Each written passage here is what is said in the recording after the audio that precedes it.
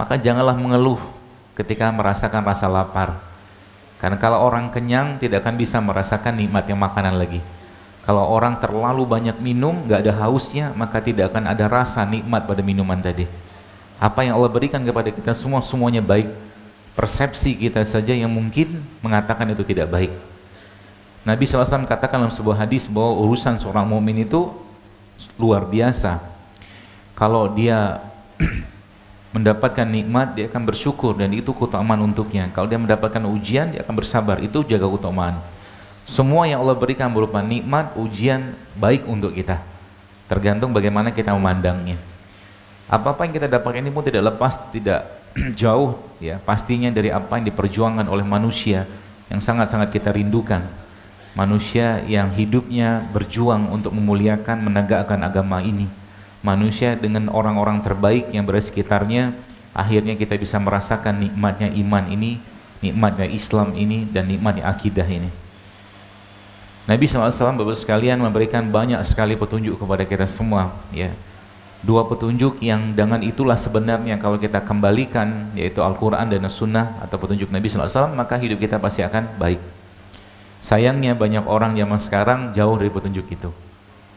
Banyak orang, terutama mungkin dalam bidang saya saat ini yang saya coba sampaikan adalah seringkalinya kita sudah mengerti, sudah paham bahwa apa yang kita dapatkan misalkan tidak baik, kurang baik, katakanlah di sisi makanan masih juga dikerjakan. Kita sudah tahu banyak makanan yang tidak baik, kita sudah tahu banyak minuman yang tidak baik, tidak sehat, tapi masih juga dikonsumsi ya.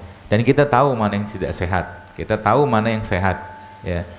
Disitulah yang atau kita melihat bahwa ternyata iman atau kolbu kita atau hati kita tidak atau kurang terjaga. Nabi SAW memberikan pedoman atau Allah sendiri memberikan pedoman kepada kita bahwa syarat dari makanan itu kalau mau dikonsumsi ada 3. Yang pertama, dia harus halal. Harus halal. Kalau enggak halal jangan konsumsi. Anda masuk ke restoran atau mungkin beli sesuatu makanan dan Anda merasa atau melihat atau tiba-tiba ada feeling gitu kan bahwa makanan itu enggak halal, jangan makan. Semua hal yang ragu-ragu yang dirasakan seseorang kalau terus-menerus dia kerjakan, maka pada akhirnya akan jatuh kepada keharaman. Innal halal bain wa haramu bain wa bainahuma mushtabihat. Nabi SAW sampaikan yang halal jelas, yang haram jelas. Di antara keduanya ada syubhat. Orang yang ingin menjaga hatinya, imannya, dirinya, maka hindarkan yang syubhat-syubhat. Dan syubhat merupakan salah satu penyakit dari hati seseorang. Syubhat. Ragu, was-was ya, jangan makan. Ya seperti itu. Maka Bapak sekalian, kita selalu meminta kepada Allah agar dijauhkan dari hal-hal seperti itu. Ya karena zaman sekarang ini, di zaman era fitnah kayak begini, kita sering melihat bahkan yang jelas, yang halal itu udah nggak jelas lagi. Haram apalagi, itu kelihatan kabur semua. Ya, fitnah semua Bapak sekalian. Maka apa-apa yang kita mungkin insya Allah kerjakan saat ini mudah-mudahan menjadi semangat kita untuk kembali pada Allah ya. Saya beberapa kali ketemu dengan jemaah-jemaah gitu kan, mereka sering mengatakan bahwa Masya Allah sekarang ikut program apa-apa yang saya sampaikan, tapi yang saya senang bukan justru apa yang mereka konsumsi. Mereka mengatakan bahwa sekarang mau ikut lagi program hamil gitu kan, tapi bahasanya itu malah justru bahasa-bahasa yang sifatnya ruhiyah, bahasa iman. Sekarang saya sudah mulai rutin berpuasa, saya sudah mulai mengatur makan, saya sudah mulai bangun malam, seperti itu. Ini yang kita kejar ya, karena memang Islam memberikan pedoman yang sangat jelas ya, bahwa semua syariat dalam agama kita yang kita cinta ini menyehatkan. Semua syariat menyehatkan, tapi kita tidak melakukannya untuk sehat. Kita melakukannya karena ketaatan dan kewajiban. Ya. Apa yang kurang sehat dari Islam? Semua sehat, Bapak sekalian. Syahadat, ya. Apakah syahadat itu tidak sehat? Sangat sehat. Bahkan itu membuat kita tuh bahagia. Ya. Seorang itu, ya, berapapun ya dalam terminologi Islam, ya, berapapun kebaikan yang dilakukan, tapi kalau nggak ada syahadatnya, nggak ada gunanya. Melakukan suatu kebaikan kalau nggak ada tidak diucapkan Bismillah saja, nggak ada kebaikan di situ. Ya, Dan untuk itu semua kita harus menyadarinya. Itu semua Nabi SAW mengajarkan betapa luar biasanya kata-kata, kalimat-kalimat baik ya, yang bahkan kalimat baik itu nanti akan menjadi makanannya kita. Di akhir zaman nanti Bapak sekalian, makanan kita sudah bukan lagi makanan fisik, tapi tasbih, tahmid, tahlil, takbir jadi makanan kita. Karena yang kita butuhkan saat itu nanti adalah makanan buat imannya, kolbunya. Itu yang kita butuhkan. Nah sekarang kalau boleh saya sampaikan bahwa yang kita kurang zaman sekarang ini adalah makanan buat hatinya kita. Ya, makanan buat hati kita yang kurang zaman sekarang. Baik, mungkin saya coba ambil contoh kayak begini. Ya, ini kan makanan sehat. Ya, ada nanas, ada pepaya, ada ada semangka, ada melon. Sehat? Sehat. Pertanyaannya, kalau kita makan, fisik kita insya Allah biiznillah akan sehat. Pertanyaan saya selanjutnya, bagaimana makanan ini bisa menjadi makanan buat kolbu kita? Caranya gimana? Baca bismillah, ya berkah. Oke, itu ada, dapat. Tapi bukan itu saya maksud. Makanan ini akan jadi makanan buat kolbu, buat jiwa, buat iman, buat ruh kita ketika kita ambil makanan ini satu, katakanlah nanasnya satu, pepaya satu, semangka satu, sisanya kita kasih ke orang. Itu jadi makanan buat kolbunya kita. Nah itu yang kita kurang zaman sekarang. Apa yang terjadi? Dimakan semua. Makan semua. Apalagi kalau sudah enak. Meskipun enak itu belum tentu sehat. Mau buktinya? Saya tanya kepada Anda. Ini satu piring buah kayak begini. Katakanlah saya tambahkan dengan kurma, saya tambahkan dengan kacang-kacangan. Dengan satu piring nasi goreng, sehatan yang mana? Kenapa sedih gitu jawabnya? Hah? Satu piring ini, katakanlah, dengan satu piring nasi goreng, sehat yang mana? Ini ya, sepakat ya, yang kanan saya. Yang ini yang nggak sehat. Pertanyaan saya, kalau dikasih pilihan, yang dimakan yang mana? Yang ini kan? Kenapa dimakan? Enak kan? Itu ceritanya. Nafsu, akhirnya nafsu makan hanya untuk sekedar memuaskan hawa nafsu. Makan bukan lagi kebutuhan, tapi lebih ke hawa nafsu. Kalau sudah hawa nafsu yang terjadi, bos sekalian, repot urusannya, akan repot, serius akan repot. Ya, udah nggak ngerti lagi, dia makan sekedar buat makan aja. Kalau sudah makan berlebihan, apa yang terjadi? Kalau makan berlebihan, apa yang terjadi? Pasti gemuk, ya kan? Nah sekarang kita lihat banyak orang gemuk zaman sekarang, betul nggak? Banyak orang gemuk zaman sekarang, dan itu sudah disampaikan oleh baginda Nabi SAW bahwa Nabi mengatakan bahwa di akhir zaman nanti aku melihat banyak dari kalangan umatku yang mereka mengalami fenomena kegemukan, kata Rasul. Gemuk itu sehat nggak? Enggak, ya, gitu. Ibu-ibu yang dulunya wajahnya persegi, sekarang dulu wajahnya persegi, sekarang bak rembulan. Dulunya apa tuh namanya, badannya bagus, sekarang ya begitulah, seperti itu. Karena apa? Karena kebanyakan makan. Yang dimakan nggak ngerti lagi apa, gitu kan. Nah, mudah-mudahan Allah mudahkan kita hari ini untuk belajar sehingga kita paham masalahnya sih apa sih, gitu kan. Tadi saya sempat ngobrol dengan pengurus di sini. Ya itu beberapa kali saya sering dapatkan. Jadi mereka cerita bahwa subhanallah, katanya ada salah satu jamaah di sinilah gitu kan, yang dulunya ubanan gitu kan. Terus ketika beliau mulai menerapkan ya beberapa saran-saran postingan saya itu, ubannya berubah jadi hitam. Bisa nggak? Bisa. Tubuh kita bisa reverse back, dia bisa balik ya. Kalau belum saatnya menua, bisa. Asal apa? Asal bahan bakunya ada, itu dia. Asal bahan bakunya ada. Jadi makanan yang kita makan itu, Bapak sekalian, pilihannya dua. Kalau dia nggak jadi biangnya atau masalah atau penyebab penyakit, dia akan menjadi obat buat tubuh kita. Itu aja. Ya. Kenapa banyak orang yang sekarang sakit-sakitan? Karena yang dimakan sudah bukan lagi living food. Living food itu makanan hidup. Ini kan makanan hidup nih. Ya. Makanan kayak begini memberikan kehidupan, ya tanda kutip. pohon ya, katakanlah pohon, misalkan pohon jeruk kayak begini, misalkan. Pohon jeruk ini kan, lihat, kalau kita mentadaburi Bapak sekalian, saya kadang-kadang lihat begini tuh, Masya Allah, maha besar Allah, Rabbana ma khalaqta hadza batila gitu loh. Kenapa? Kita lihat subhanallah, Allah yang melindungi dia gitu loh. Waktu pohon ini, katakanlah ini misalkan apa namanya batangnya, batang jeruk gitu kan, dia menjadi bagian dari ranting-ranting tadi kan. Pertanyaannya, bagaimana ceritanya dia bisa jadi kayak begini? Ya, petani yang nanam ini kan dia tanam cuma bijinya aja, masukin ke tanah, coba lihat, habis itu dia tutup tanahnya, disiramlah, kasih pupuk segala macam. Allah yang menumbuhkan batangnya, akarnya, pohonnya, daunnya, rantingnya sampai buahnya. Kontribusi dia nggak banyak gitu loh.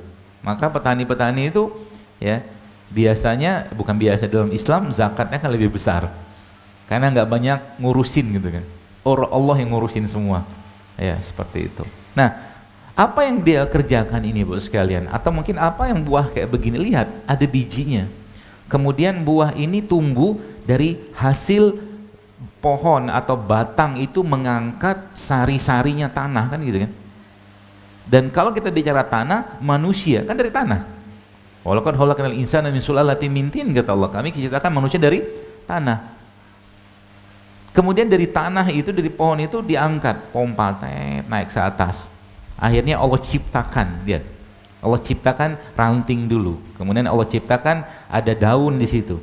Ada kuncupnya sampai akhirnya jadi apa namanya bibit-bibit buahnya ini. Gitu loh. Apa yang diambil sama pohon? Apa yang terkandung dalam ini? Yang terkandung dalam mereka ini apa? Sarinya tanah kan? Ceritanya begitu. Ya, sarinya tanah. Lalu apa yang atau proses apa yang menyebabkan dia bisa tumbuh kayak begini? Karena dia bisa tumbuh karena ada matahari gitu loh. Karena ada matahari.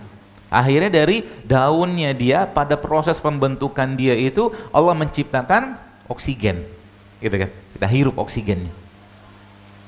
Setelah itu dari proses fotosintesis itu Allah menghasilkan atau Allah menciptakan, memberikan kepada kita gula yang Allah apa tuh namanya tanamkan atau berikan di sininya, salah satunya atau mungkin di daun-daun tadi.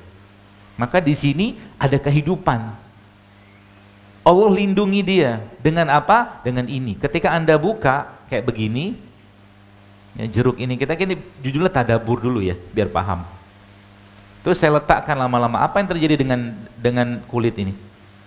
Pasti akan kuning, coklat kan? Kenapa? Ada oksigen, kena oksidasi. Maka kalau di sini kita belajar, oh ternyata kalau kita bicara buah-buahan misalkan, kapan waktu terbaik makan buah? Ketika Anda petik, Anda makan. Waktu terbaik. Semakin tidak lama jeda waktu dari petikan sampai kita makan, semakin bagus. Ada semakin banyak fitonutriennya, living enzimnya makin banyak di sini. Gitu. Oke. Nah, yang kedua apa? Jangan lama-lama dibuka. Jangan lama-lama dibuka. Artinya kalau ada dibuka, segera makan. Gitu. Habis dibuka, segera makan. Sebab apa? Jadi nanti kuncinya semakin banyak living food atau makanan hidup kayak begini yang Bapak Ibu makan, itu subhanallah semakin badan kita akan kedapatan atau mendapatkan bahan baku yang tepat untuk apa? Untuk memperbaiki dirinya gitu ya. Jadi penyakit itu kalau bagi saya sih ya, penyakit itu jangan diobatin, benerin badannya aja, benerin nutrisinya, benerin apa tuh namanya perutnya, benerin otaknya, benerin ibadahnya, insya Allah penyakit akan hilang dengan sendirinya. Ya, saya sempat subhanallah lihat postingan, ada satu postingan saya coba survei gitu kan, itu udah sekitar 2-3 pekan yang lalu itu.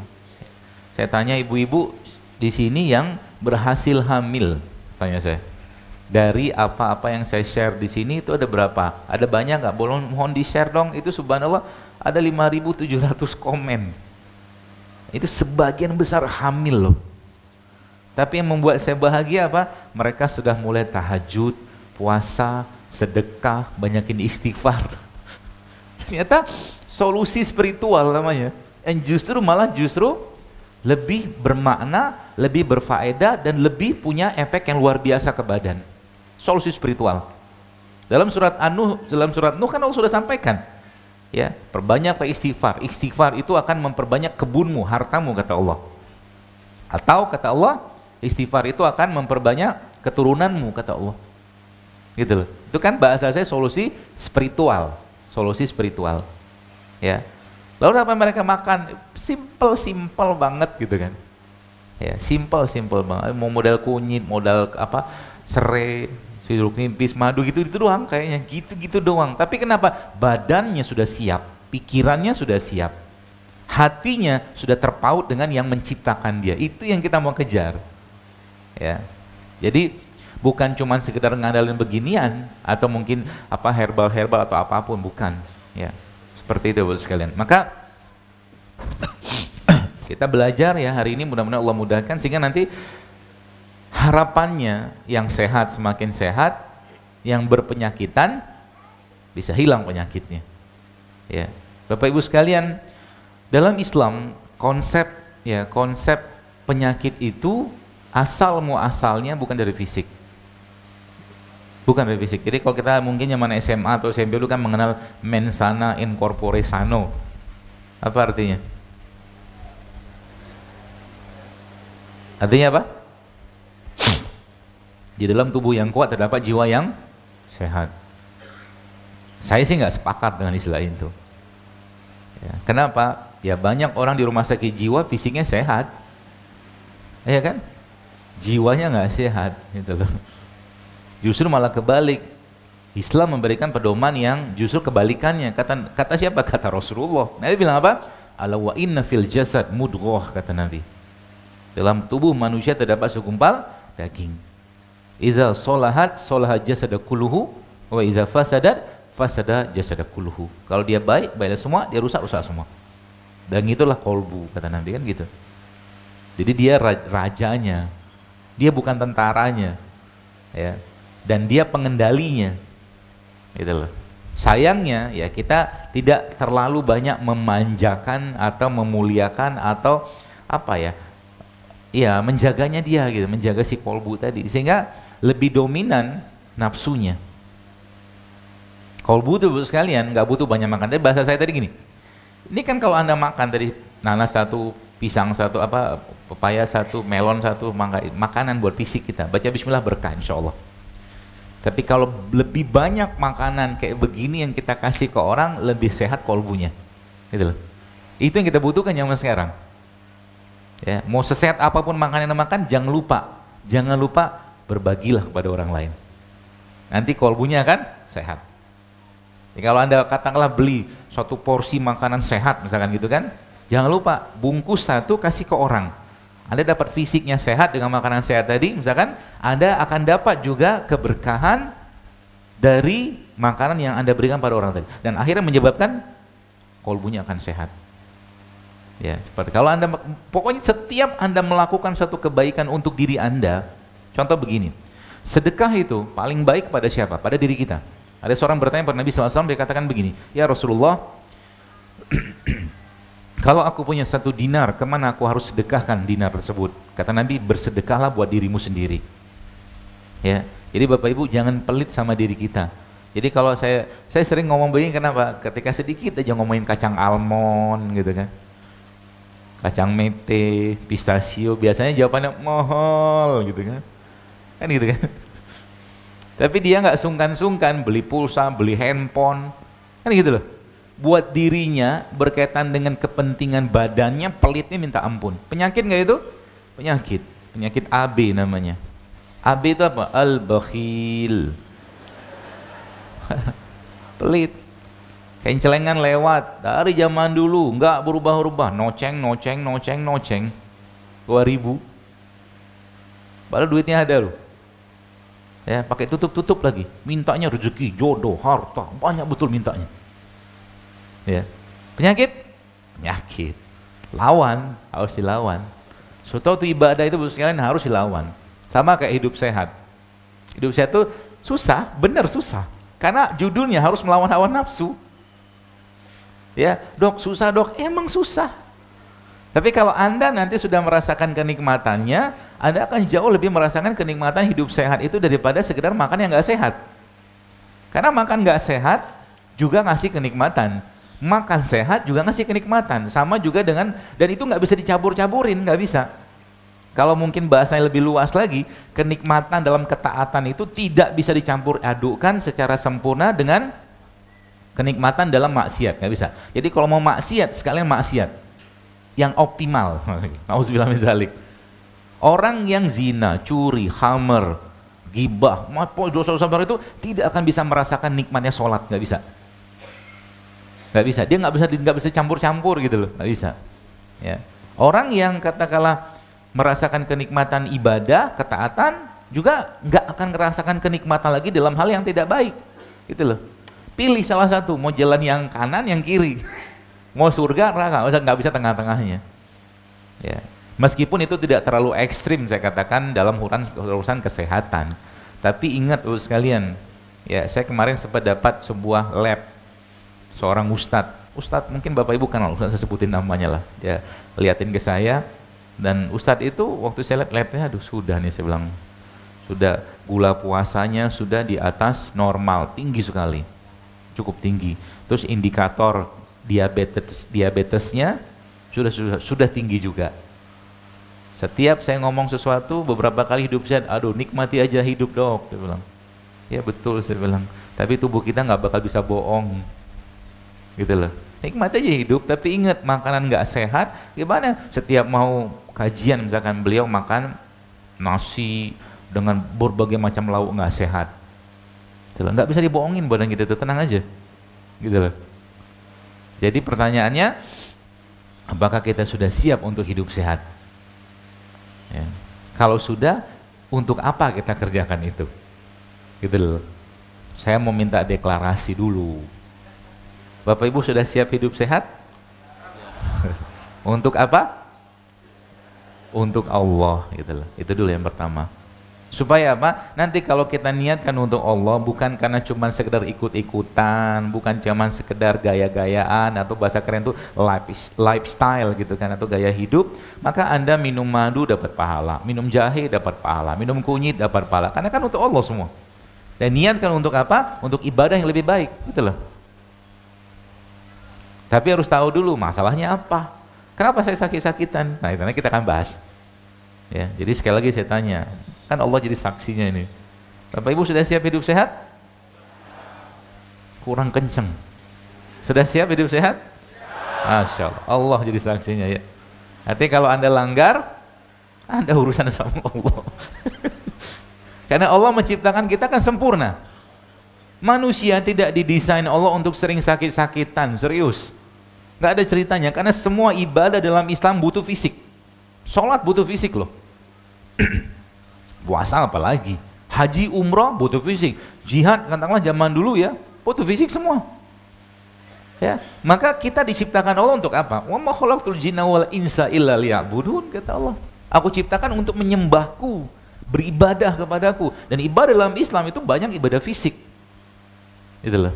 Tidak mungkin Allah menjadikan kita sering sakit-sakitan. Kalau orang itu sering sakit-sakitan, maka kemungkinan besar ada yang dalam Al-Quran atau petunjuk bagi Nabi SAW yang dilanggar, gitu aja. Pasti ada. Disuruh tidur, tidur. Disuruh makan, makan. Gitu loh. Waktunya tidur, jangan olahraga. Kan gitu. Apa kata Allah dalam Al-Quran? Wajalna laila libasa. Waktu malam kami jadikan sebagai istirahat. Waktu malam jangan olahraga. Kapan olahraganya? Waktu matahari masih terbit. Karena emang secara fisiologisnya manusia, dia nggak cocok olahraga malam. Dan alam sekitar ini pun, ini salah satu contoh saja. Ketika sebuah fitrah atau sunnatullah itu dilanggar, disuruh tidur, tidur. Bagaimana petunjuk Nabi juga sama. Bahkan ternyata orang yang kurang tidur saja, pernah saya share waktu itu, ternyata bisa memicu kanker. Kurang tidur aja Pak Bu. Maka baginda Nabi menjadi contohnya, uswahnya buat kita. Nanti kita baru bahas ini. Ini cerita softwarenya dulu gitu kan, softwarenya dulu. Ya. Jadi baginda Nabi SAW memberikan petunjuknya kepada kita. Salah satunya apa? Ba'da Isya Nabi tidur, nggak banyak urusan lagi. Isya tidur, tidur. Nanti malamnya bangun, kan gitu. Terus ngapain lagi? Kita lihat setiap hari itu kita puasa. Setiap hari kita kan puasa. Kok bisa? Karena kan tidur nggak makan. Iya kan? Setiap hari kita puasa. Terus apa petunjuk Nabi SAW? Kita lihat terus sekalian. Baginda Nabi SAW ketika pagi mengajarkan kepada kita untuk apa? Untuk makan kurma.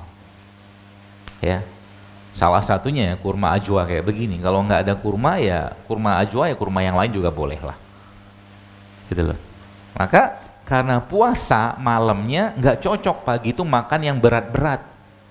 Dan memang secara fisiologisnya kita ternyata memang pagi itu adalah waktu yang paling rendah hormon lapar. Jadi pagi-pagi jangan banyak makan. Ya, makan buah sedikit, makan kurma 7 butir, kalau kurma ajwa mungkin kita ambil berkahnya, atau makan buah-buahan kayak begini sudah cukup. Lapar nggak? Pasti lapar.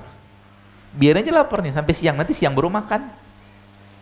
Ya, jadi kalau Anda ngerti pola-pola ini sebenarnya nurunin berat badan tuh gampang banget. Gampang banget. Asal apa? Asal mau tahu dan mau ngerjain apa yang bikin kita gemuk. Gitu loh. Apa yang bikin kita gemuk. Kalau saya tanya Bapak sekalian, Bapak Ibu, jamaah sekalian, Bapak Ibu, apakah tiap hari makan jeroan? Enggak kan?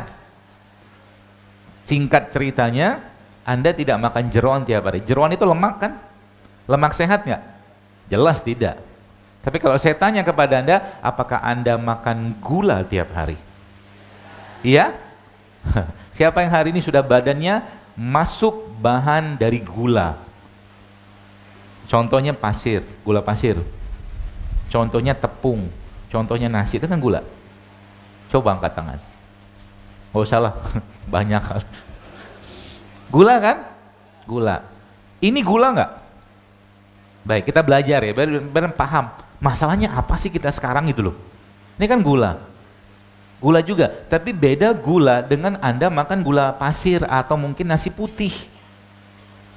Tadi ada saya disajikan makanan tadi sama panitia. Orang tua kita zaman dulu makan tepung. Tepung tuh gula nggak? Gula, tapi mereka tidak makan gorengan pagi-pagi. Mereka makannya ubi rebus, singkong rebus. Kan tepung juga, tapi bukan jenis tepung seperti halnya gorengan, paham? Sehingga apa? Lahirnya kita yang sehat-sehat kayak begini. Anaknya nggak ngikutin bapaknya. Yang diminum apa mereka? Kopi tawar, teh tawar, air putih, wedang jahe, nggak pakai gula. Kalaupun pakai gula, maka pakai gula aren, gula merah gitu-gitu. Kita, gitu. Akhirnya yang terjadi apa? Tubuhnya kelabakan. Tiap hari masuk tepung, tiap hari masuk gula, tiap hari masuk nasi. Gimana mau sehat kayak begituan? Sayur jarang, buah jarang, puasa jarang, air putih jarang, olahraga jarang. Ya sudah bye-bye. Kan gitu. Suruh makan sayur susah, makan buah susah, makan apa segala susah gitu. Maunya apa? Cuma sekedar untuk memuaskan hawa nafsu. Baik, kita akan bahas nasi goreng supaya Bapak paham. Nasi goreng. Kita bahas ini bukan untuk mencela makanan, tapi mengerti yang kita makan itu apa. Nasi goreng isinya apa? Nasi. Nasi sudah gula?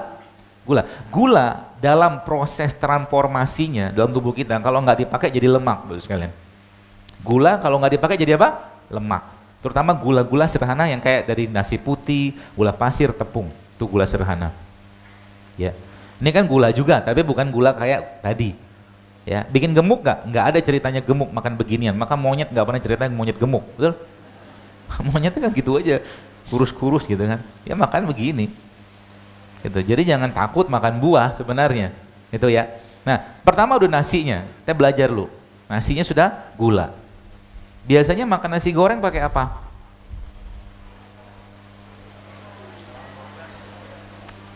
Ada kerupuknya? Ada kerupuknya. Kerupuknya apa? Tepung. Gula lagi? Gula lagi. Terus ada temannya lagi tuh. Telur. Ceplok, dadar. Telur tuh protein kan? Protein rusak nggak dengan pemanasan? Rusak. Kadang-kadang tambah lagi temannya, namanya bakwan. Tepung lagi nggak? Tepung lagi. Belum selesai. Minumnya apa? Teh manis kan? Isinya apa? Gula lagi. Jadi dimakan apa? bukan gula, lemak. Kan gula nggak dipakai jadi lemak, kan gitu kan? Tanda orang berlemak apa? Pegang aja pinggangnya.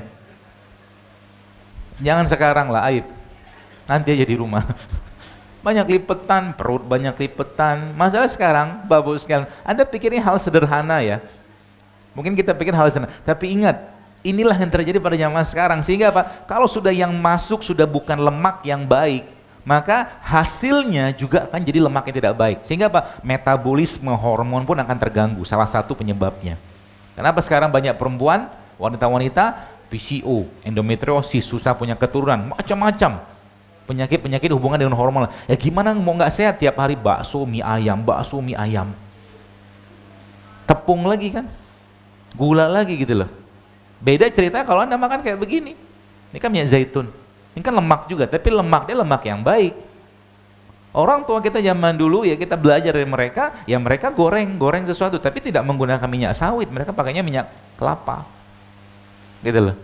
Beda ceritanya Bapak sekalian. Jadi dari mulai perlahan itu kan terurai semua. Oh ini masalahnya tuh ini gitu kan. Apalagi subhanallah, saya katakan negeri kita ini, itu negeri yang diberkahi sekali, ya. Allah ciptakan segala macam tumbuhan-tumbuhan, obat, makanan yang sehat, Bapak sekalian di sini. Arab Saudi, ya katakanlah daerah Arab, Allah ciptakan ini. Kurma di situ, gampang tumbuh di sana. Dan kurma merupakan salah satu superfood, makanan terbaik buat pencernaan kita. Jadi Nabi SAW sampaikan apa? Kata Nabi, rumah yang di dalamnya ada kurma, maka tidak akan kelaparan. Gitu loh. Berkahnya kurma. Jadi jangan Ramadan doang ada kurma. Ini bisa dibikin macam-macam. Anda bikin jus bisa pakai kurma, Anda bikin sambal bisa pakai kurma. Kan judulnya kita mengurangi gula pasir, gitu loh. Emang bisa bikin sambal pakai kurma? Bisa. Cabai rawit, bawang putih, ya, sama kurma sama garam, jadi sambal. Dimakan sama apa? Sama tempe. Tempenya diapain? Digoreng? Jangan digoreng. Tempe itu sehat, tapi jangan digoreng. Caranya gimana nih saya ajarin.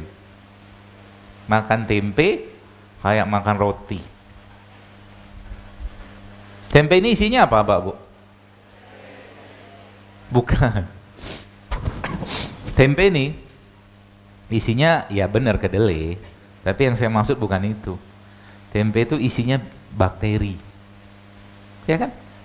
Karena dia kan probiotik, gitu.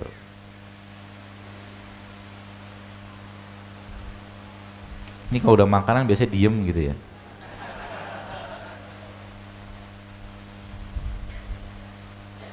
Cara makan tempe. Tempe celupin ke madu, makan. Emang enak? Cobain aja. Ini.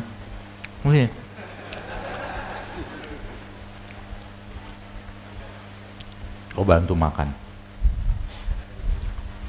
Bentar, kasih ini dulu, biar nggak tumpah.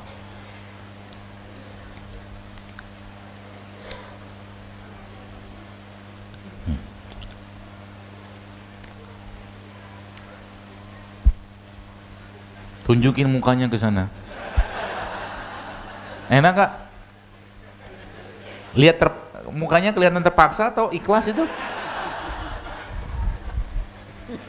Kan dia bakteri. Bakteri digoreng, dipanasin, matilah dia. Setahu saya ragi tempe ini nggak kuat panas. Emang ada beberapa jenis probiotik katanya tuh kuat panas, tapi setahu saya ini jenis bakteri yang setahu saya sih. Nanti coba tanya ahlinya. Nggak kuat dipanaskan. Dia kan bakteri. Probiotik, ya, probiotik itu makanannya perut kita, gitu. Ketemu dengan ini madu. Madu ini apa? Prebiotiknya. Ketika madu ketemu tempe, kalau boleh saya katakan perut kita tuh kalau boleh ngirim WhatsApp dia bilang terima kasih banget gitu. Kalau dia boleh kirim WhatsApp, gitu. Simple. Tapi ini buat sekalian, apa yang terjadi? Bisa mengubah komposisi flora atau biotik dalam perut kita. Simple loh. Ya, apalagi kayak begini nih. ya Anda makan sama kurma, lebih bagus lagi. Tempe dimakan sama kurma. Itu pernah nyobain? Sudah kan? Pura-pura belum, pengen kali. Ya, nanti bikin aja di rumah. Contohnya beginilah ya. Kita bermain-main dengan apa-apa yang Allah ciptakan di Indonesia aja, udah Masya Allah luar biasa, udah cukup untuk bikin sehat. Ya, kayak begini. Ini ada kurma.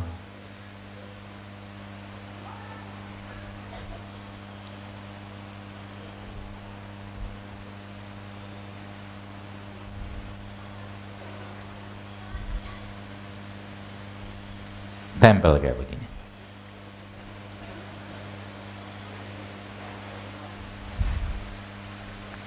Simple.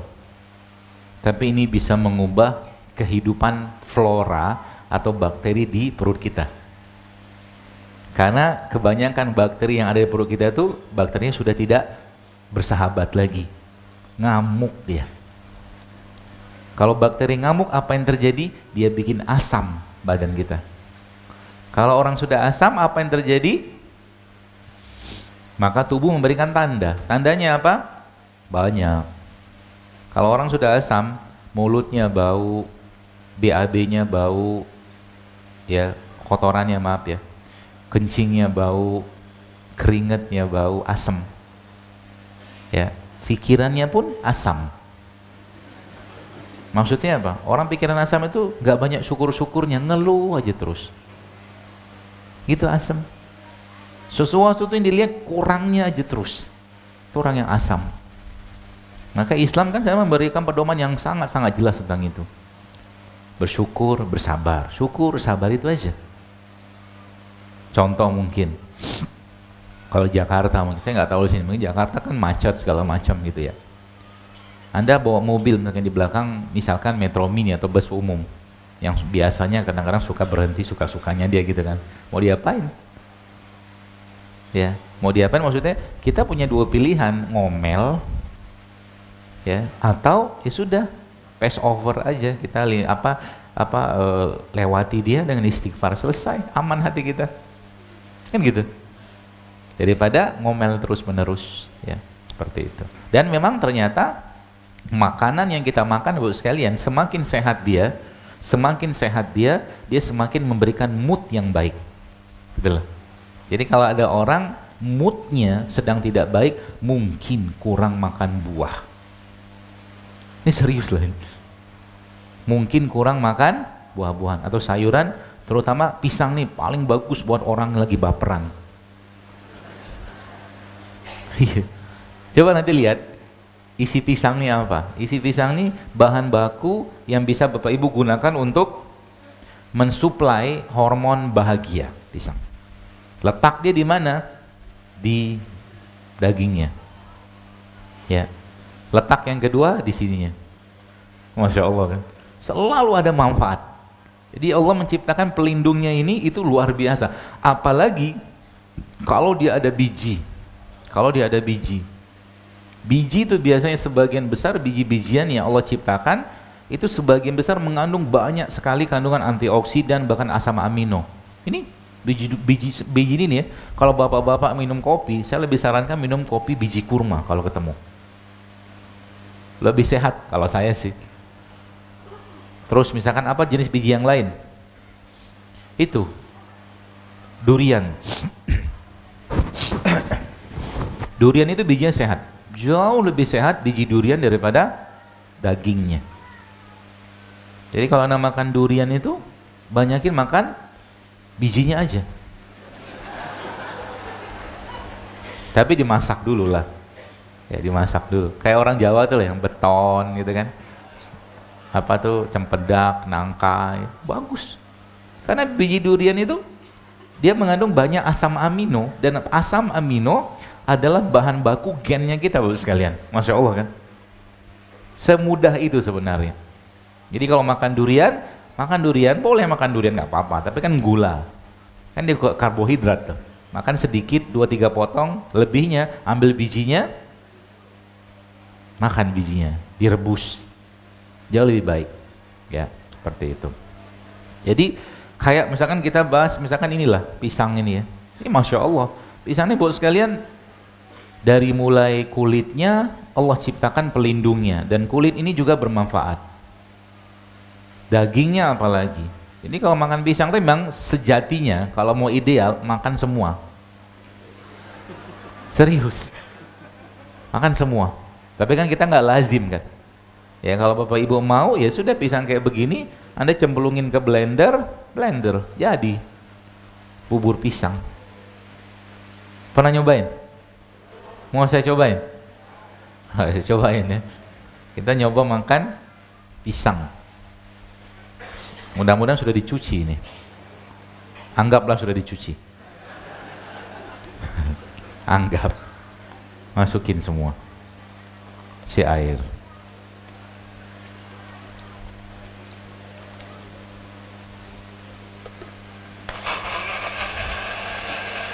Nggak pahit, nggak pahit. Saya udah menyobain, ya sudah menyobain. Bahkan kayak apa tuh namanya?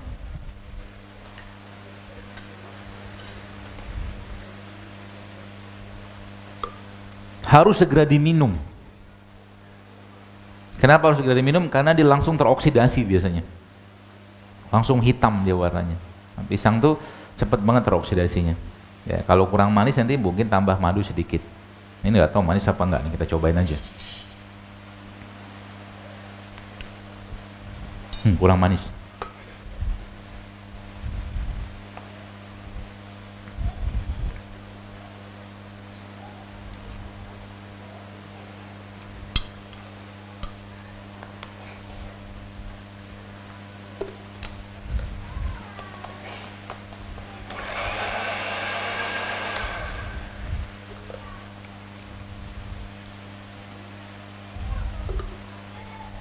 Coba ya, bismillah. Mau nyobain? Ragu gitu, manis, enak. Orang Solo ini malu-malu ya. Ya mau biasa kalau kajian saya mau nyobain langsung ada yang naik ke depan, ambil.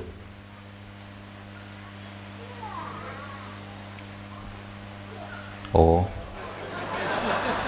kirain nanti mau ngambil ini. Tapi nggak apa-apa, minum aja. Ini coba dicobain. Duduk.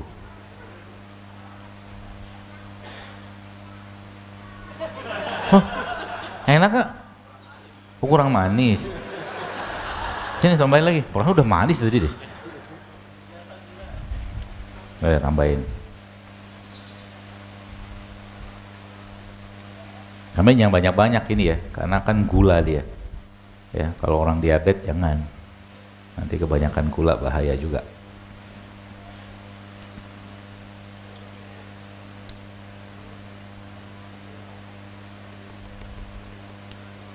Nih, tanggung jawab, habisin.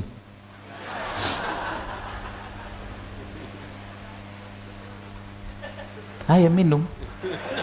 Nggak mati, tenang aja, kantung udah ya. Takut betul. Enak. Berat gitu ya. Ya sudah. Nggak biasa, nggak apa-apa. Sini. Ada yang mau? Nggak usah deh, saya aja deh. Contohnya. Ya. Nah, terus sekalian apa tuh namanya, banyak ya. Kalau mungkin kita sedikit mau ubah ya makanan-makanan kita harian itu, kita bisa dapatkan manfaat optimal. Contoh mungkin, tapi sebelumnya Anda tahu dulu ya, tadi sumber-sumber gula harus tahu ya. Tadi pertama tadi apa? Nasi putih. Saya tidak mengatakan kita tidak butuh karbohidrat, tapi kita tetap butuh, pasti butuh karbohidrat. Tapi karbohidratnya kita dapatkan dari sumber yang sehat. Contohnya apa? Ya kentang, kan bisa tuh. Ubi-ubian, ya bisa. Beras merah, beras hitam, beras coklat itu kan sumber karbo yang sehat. Sebenarnya beras itu sehat, tapi ketika sudah dibuang kulitnya, kulit beras itu, dia sudah banyak kehilangan penyeimbangnya gitu loh. kulit beras yang kita sebut dengan bekatul atau sekam itu justru malah di situ penyeimbangnya, penyangganya.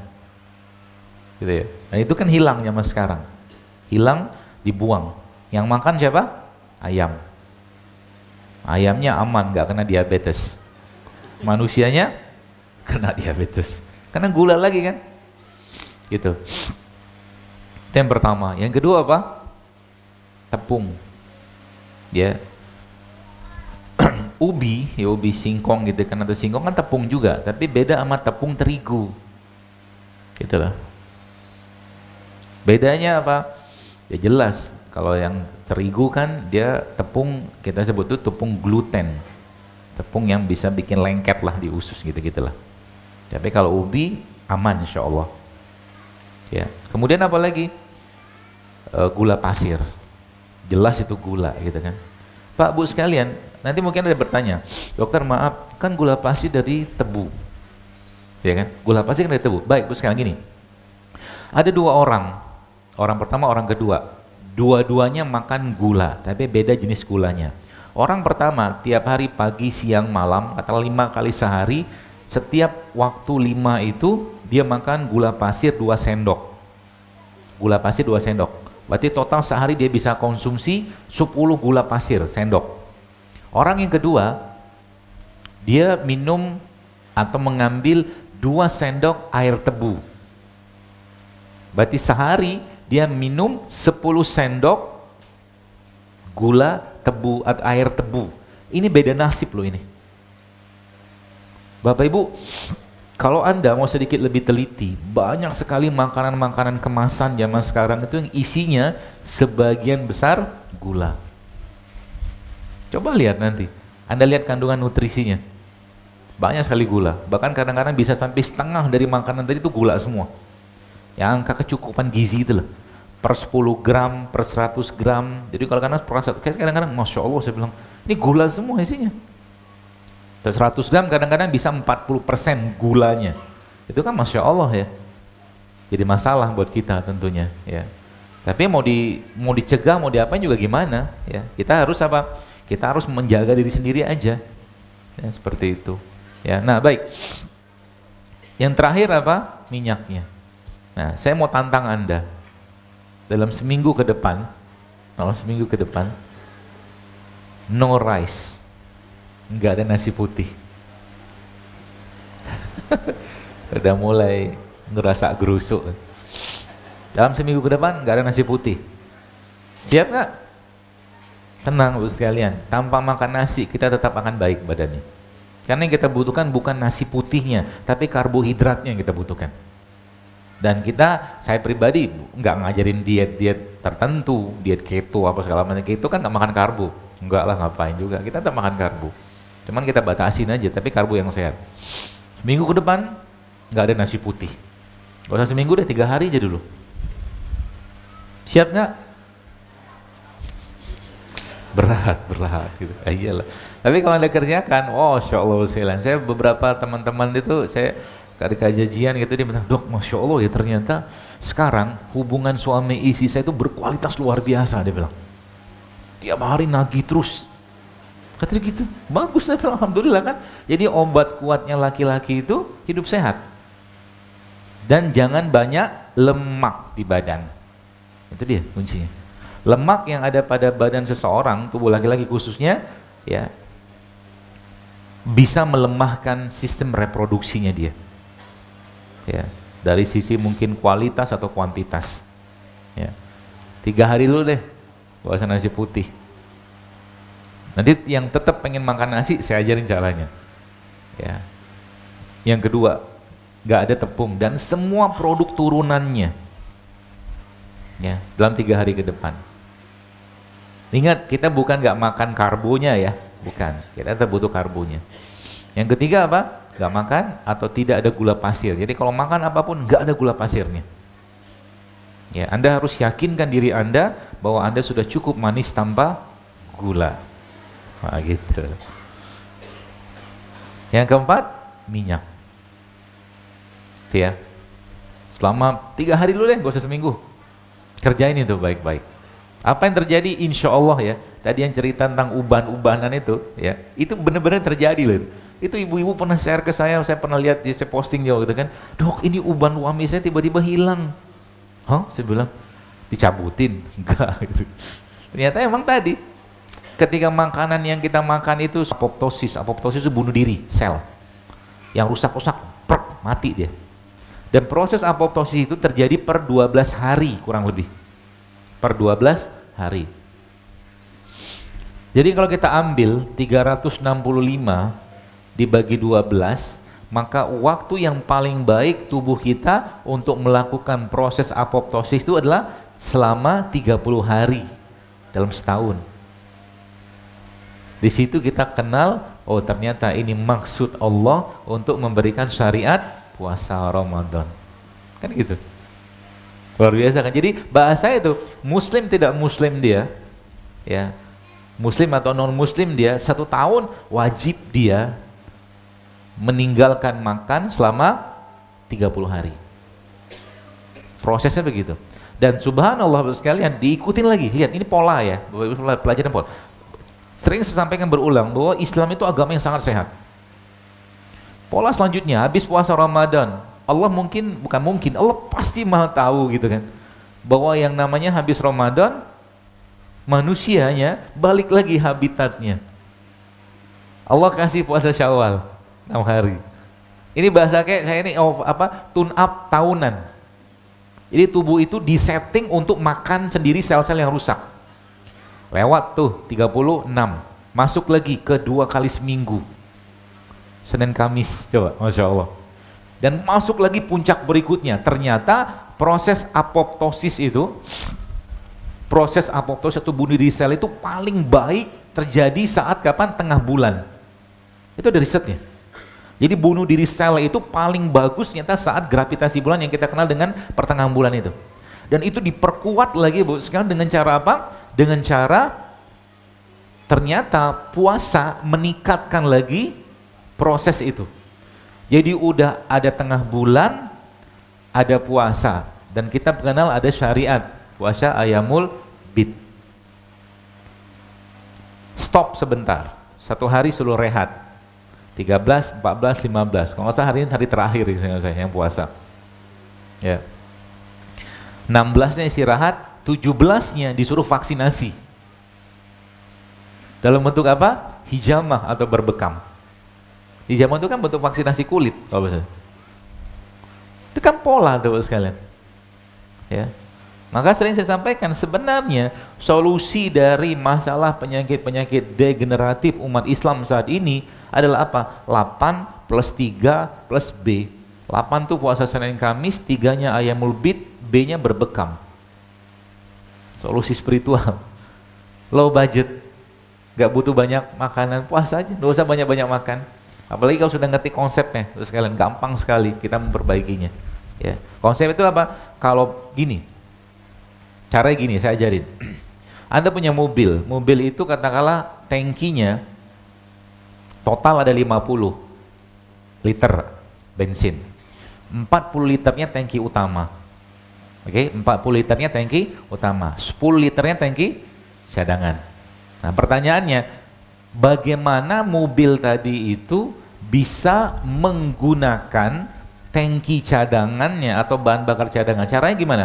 Tangki utama kan harus kosong, paham ya? Tangki utamanya harus kosong. Kalau Anda pergi bawa mobil dari Semarang, dari Solo ini katakanlah misalkan ke Jakarta, katakanlah itu misalkan butuh sekian liter. Nah pertanyaannya, tangki cadangan kita itu bisa dipakai kalau apa? Kalau kita nggak berhenti di pom bensin, nggak ngisi bensin. Nah tangki cadangan manusia itu sebenarnya apa sih? Lemak. Jadi baru bisa kita pakai tangki cadangan tadi kalau apa? Kalau tangki utamanya nggak diisi. Itu caranya. Bagaimana kita aplikasinya gitu kan? Aplikasinya begini. Jadi Bapak Ibu, terutama bagi orang-orang yang sudah kelebihan berat badan atau sudah terlalu banyak penyakit di badannya, maka coba jangan diisi tangki cadangannya. Jangan diisi tangki utamanya. Ya, dengan cara apa? Puasanya dilamain. Puasanya dilamain. Atau bahkan kalau perlu dalam suatu hari itu Anda tidak makan sama sekali, tapi minum aja 24 jam. Apa yang terjadi? Dia akan pakai tangki cadangan. Ya, enaknya minta ampun. Jadi kalau lemak sudah dijadikan sebagai bahan bakar di badan kita, itu kan powerful luar biasa kita.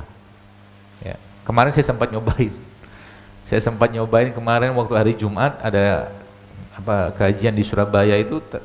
Hari Jumat saya dari rumah itu makan jam setengah satu saya makan habis Jumatan, kemudian saya baru makan lagi hari Sabtunya setengah satu.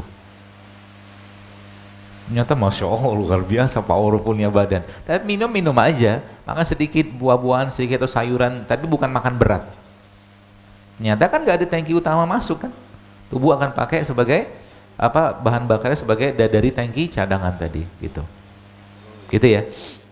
Caranya begitu, karena tadi saya katakan gula yang kita makan kalau nggak dipakai jadi lemak. Berarti kalau pada saat begitu makan kurma boleh nggak? Jangan kurma, karena kurma gula juga kan, paham ya?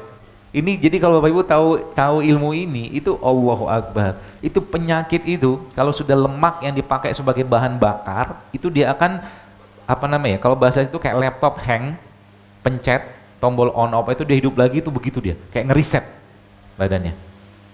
Asal jangan masukin gula dulu. Berarti gula yang sehat juga nggak usah dulu deh. Contohnya seperti apa? Kayak buah-buahan nggak usah dulu. Minum air aja, minum kopi tanpa gula ya.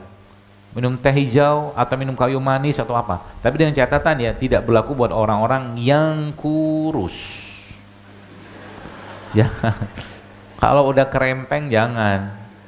Ibu-ibu nih bisa pakai pola ini. Apa yang terjadi? Mens Anda akan normal insya Allah. Dan kalau memang mau masukin bahan bakar yang bagus lagi, Anda makan ini, minum ini.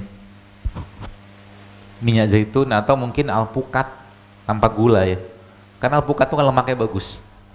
Jadi tangki utamanya nggak diisi, kita pakai tangki cadangan. Ketika dia sudah saatnya dibongkar gitu, Bu sekalian, dia lihat ada bahan baku yang bagus, lemak yang baik. Ada lemak baik dipakai juga sebagai bahan bakar. Powerfulnya luar biasa. Nanti cobain deh. Ya, nanti pada akhirnya kita tidak perlu banyak-banyak makan, tapi sekali makan berkualitas. Tidak perlu banyak-banyak makan, jangan dikit-dikit makan. Ya, makan sedikit tapi berkualitas seperti itu. Ya, baik. Lalu pertanyaannya, bagaimana caranya Bu sekalian kita bisa mendapatkan manfaat yang maksimal dari makanan yang kita makan? Sebenarnya gampang sih. Ya, semakin tidak banyak pengolahan pada makanan yang kita makan, semakin sehat kita. Contoh, ini kan ada sayur nih.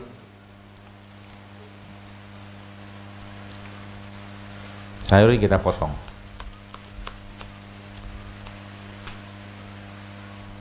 Kemudian ada lagi apa nih? Timun. Semoga udah dicuci nih Bu ya. Saya baik sangka sudah.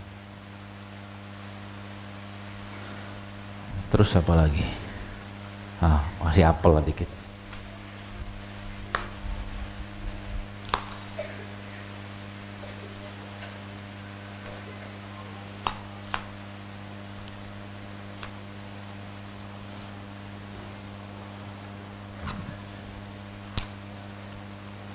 Kasih pepaya sedikit.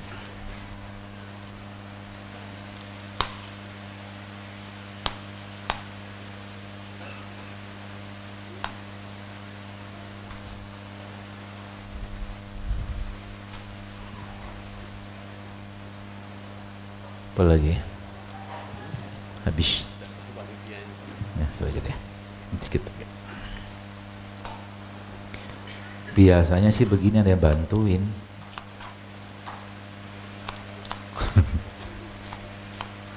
Biasanya ada yang bantuin.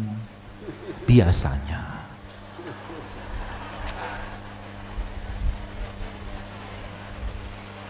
Biasanya.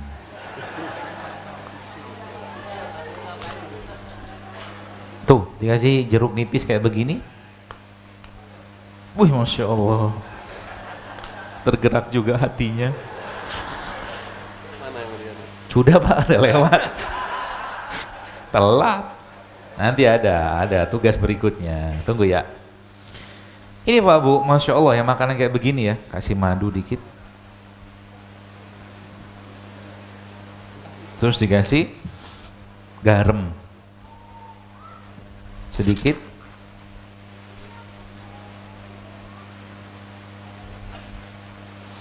Apalagi itu adanya situ. Oh nih boleh nih, kasih chia asid sedikit.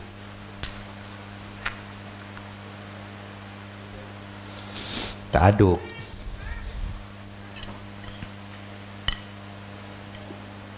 Gak mau kan? Gak mau kan? Gak usah, nanti sehat. Serius ya Pak Bu, makanan kayak begini, Masya Allah. Sebenarnya saya kemarin dapat satu testimoni lagi dari ibu-ibu gitu kan, itu subhanallah bener sih dok, katanya ternyata itu kanker sih nggak saya, kanker sudah stadium 4 apa-apa gitu. Tapi kuasa Allah semua sih ya, bener. Ketika saya mulai benerin makan, dia bilang itu apa tuh namanya, sayuran, buah-buahan, itu subhanallah badan lebih fit ya, dan kankernya itu mulai mengecil. Jadi makanan kayak begini Pak Bu, ini bukan sembarangan makanan, tapi mungkin kita pikirnya sederhana kayak begini, bahkan Anda mungkin nggak mau, nggak suka, tapi ini bisa memperbaiki gen, Masya Allah, tanpa sadar. Maka masalah tadi balik-balik kita, karena kenapa kita nggak mau makan, karena nggak biasa. Karena nggak biasa aja. Kalau udah biasa, Anda akan jauh lebih menyukai ini daripada satu piring nasi goreng. Serius. Sayang kita nggak biasa. Ya. Akhirnya apa? Makan cuman untuk nafsu. Tapi makan bukan untuk kebutuhan badan. Haknya badan hilang. Cobain.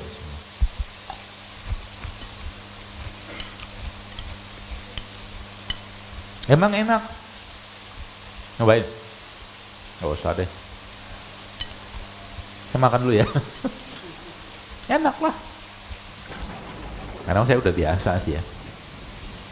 Ya, ini cobain deh. Gak apa-apa. Antum ambil, bagi-bagiin.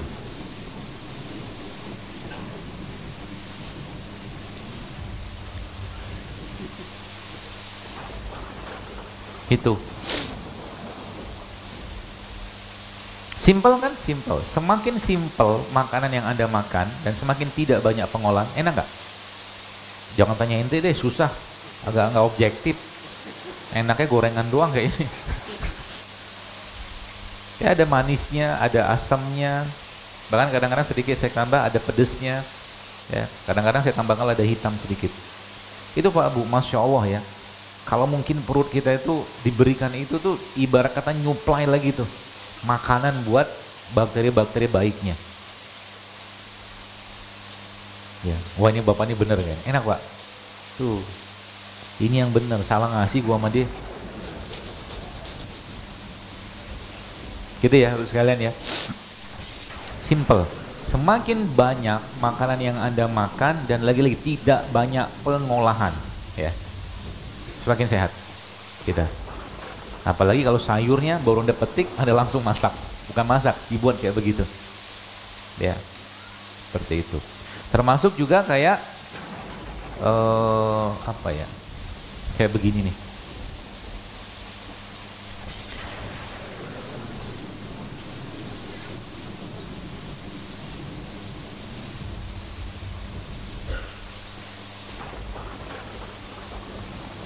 Kunyitnya.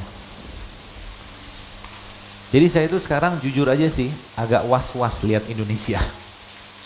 Anda tahu kenapa saya was-was? Jadi kayak kelihatan kayak apa ya? Kalau Bapak Ibu yang pernah pergi umroh, orang Arab itu apapun makanannya, minumannya apa? Pepsi, bukan Pepsi, soda, maaf. Ya. Apapun makanannya, minumannya soda. Maka jangan, kalau Anda pernah mendapatkan apa informasi bahwa rumah sakit di Saudi itu, alhamdulillah datang. Ini Pak, monggo Pak.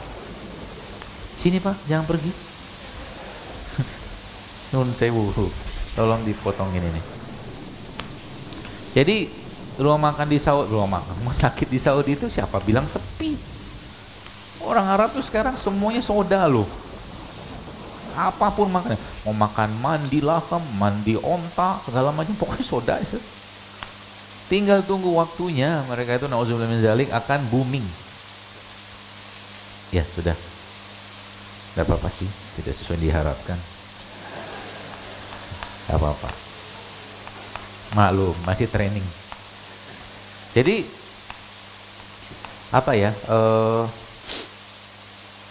Jadi mereka itu berusaha.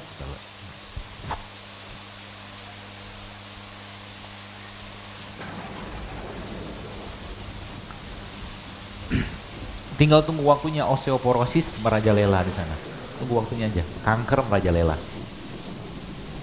Karena kita udah tahu lah hal-hal seperti itu gitu ya. Sayang lu sekalian. Dan Indonesia juga sama. Kedai kopi di mana-mana sekarang. Ya, anak-anak muda sudah badannya penuh dengan gula. Hati-hati sekalian. Ya, saya tidak melarang Anda makan atau minum itu sih, ya, silahkan aja, masing-masing punya hak. Tapi ingat, sekali lagi sampaikan, ini generasi bicaranya. Kalau kita nggak mau berubah, ya kayak mungkin sekarang boleh saya katakan, kalau generasi kita nggak kenal dengan begini, ya akan banyak masalah. Ya, kalau boleh saya katakan, harusnya kita sekarang jauh lebih bangga dengan minum beginian daripada minuman kemasan itu. Memang 350 tahun kita juga dijajah karena ini. Sekarang kita lupa sama dia. Itu sebabnya Allah kasih banyak penyakit di sini. Gak bersyukur, dikasih rempah, dikasih rimpang, gak dipakai. Gitu loh. Ya. Dan bagi Anda nih, saya pesan ya, Bapak Ibu, khususnya yang belum, ya, ikhwan-ikhwan yang belum nikah. Jadi, ketika Anda makan sesuatu dan makanan itu masuk ke dalam tubuh Anda, maka makanan tersebut akan menjadi bagian dari gen Anda. Nanti kalau sekarang nih teman-teman, antum nih kayak begini nih ya, atau makan tiap hari suka-suka antum aja, nyampah bahasa kita ya. Antum sedang mempersiapkan gen yang cacat. Serius. Yang akhwatnya juga sama, tiap hari bakso mie ayam, terus saja kayak begitu. Artinya apa? Anaknya nanti masalah. Dari sisi imunitas, itu kalau dia lahir akan lemah. Ini saya nggak, ini serius banget saya ngomong ini loh. Karena sekarang kalau mungkin bahasa saya, Indonesia darurat narkoba, kita juga darurat makanan. Darurat makanan loh sekalian. Artinya apa? Generasi ke depan negeri na'udzubillah, semoga tidak, tapi kalau kita nggak ubah akan rusak semua. Akan susah mendapatkan orang-orang yang sehat nanti. Ya, tiap hari makan aja. Nasi berlebihan, tepung. Masalahnya kan ada yang tanya, "Dokter, maaf," gitu kan. Kan orang tua kita dulu makan begituan. Betul? Nenek moyang saya, kakek saya, eyang saya tetap makan nasi kok. Tenang dulu. Kita harus lihat dulu, habis mereka makan, mereka ngapain?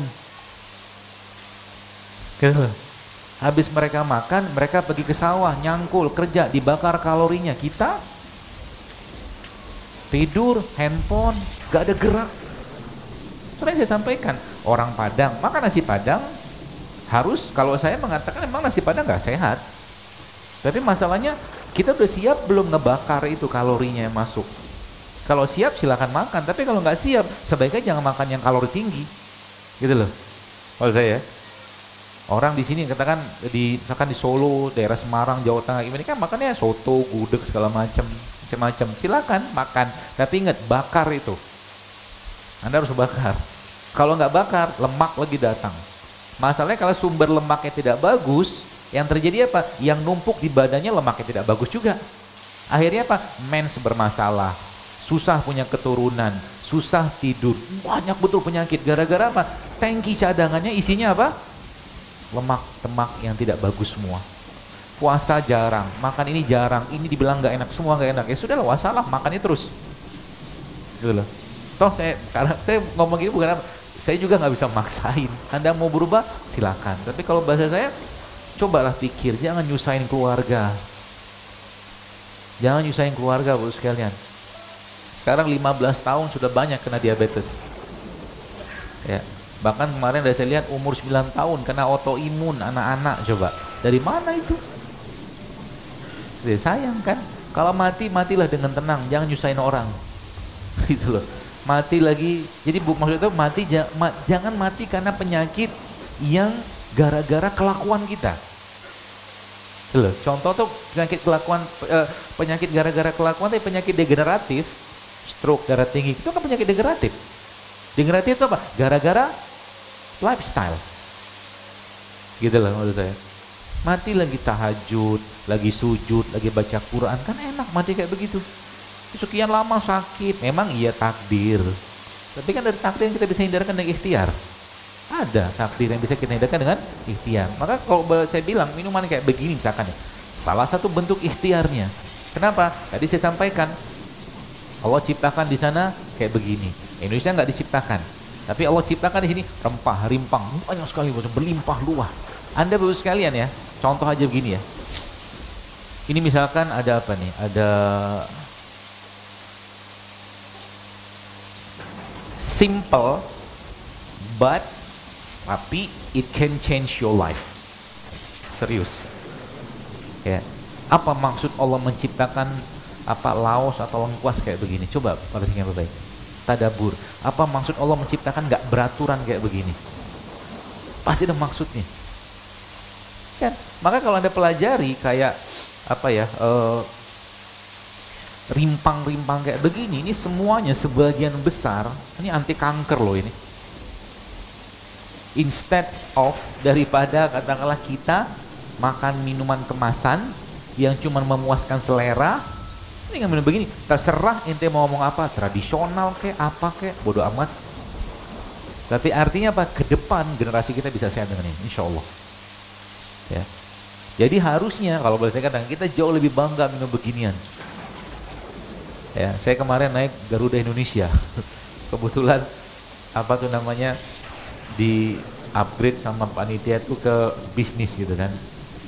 Terus waktu bisnis kan ditanyain, mau minum apa Pak gitu kan. Ada kencur nggak, saya bilang. Ketawa nggak ada. Lah katanya ente national flag, saya bilang national flag carrier apa namanya itu kan, maskapai Indonesia. Masa nggak ada minuman Indonesia? Gitu loh. Dan perhatikan baik-baik sekalian, masya Allah ya. Kalau boleh saya bilang, negeri kita ini, Allah, masya Allah ya, blessing country, negeri yang berkah, banyak gunung di mana-mana. Kunyit yang tumbuh di kaki gunung itu lebih dahsyat kemampuannya daripada kunyit yang tumbuh di tempat biasa. Karena hara ya, atau mungkin zat gizi tanah itu yang ada pada gunung itu tuh luar biasa, dan peran mereka sebagian besar itu anti kanker. Modal ini aja, masya Allah. Kalau Bapak Ibu baca tulisan saya, postingan saya tentang yang ibu-ibu hamil itu, sebagian besar cuman ngandalin 3 nih doang. Ini, sama ini. Ini doang. Ini kita pernah cek secara aplikasi lah gitu kan. Ternyata kunyit ini ketemu cerai, ketemu jeruk nipis, itu minuman yang full antioksidan. Dia kalau ada elektron yang lagi sendirian itu pungut sama dia, disuplai. Ini contohnya salah satunya kan. Ya, model gitu doang. Tapi memang kayak begini bisa memperbaiki diri kita. Bukan hanya perut, pencernaan otak. Masya Allah ya, India itu negara yang sekarang ya, setahu saya ya, merupakan negara yang sangat rendah itunya, demensianya. Demensia itu apa? Pikun. Ada seorang dokter mengatakan karena dia neliti katanya, yang saya baca itu, karena India merupakan salah satu negara yang sangat tinggi konsumsi ini. Apa-apa pakai kunyit, apa-apa pakai kunyit. Kita kan penuh dengan begini dong, Masya Allah. Ya, apalagi pagi-pagi modal katakan Anda ambil jahe, keprek, kasih air panas, kasih jeruk nipis sedikit, kasih madu, selesai insya Allah. Daripada minuman-minuman yang lain gitu kan. Ya, ini contoh aja. Nah, coba kita lihat bagaimana.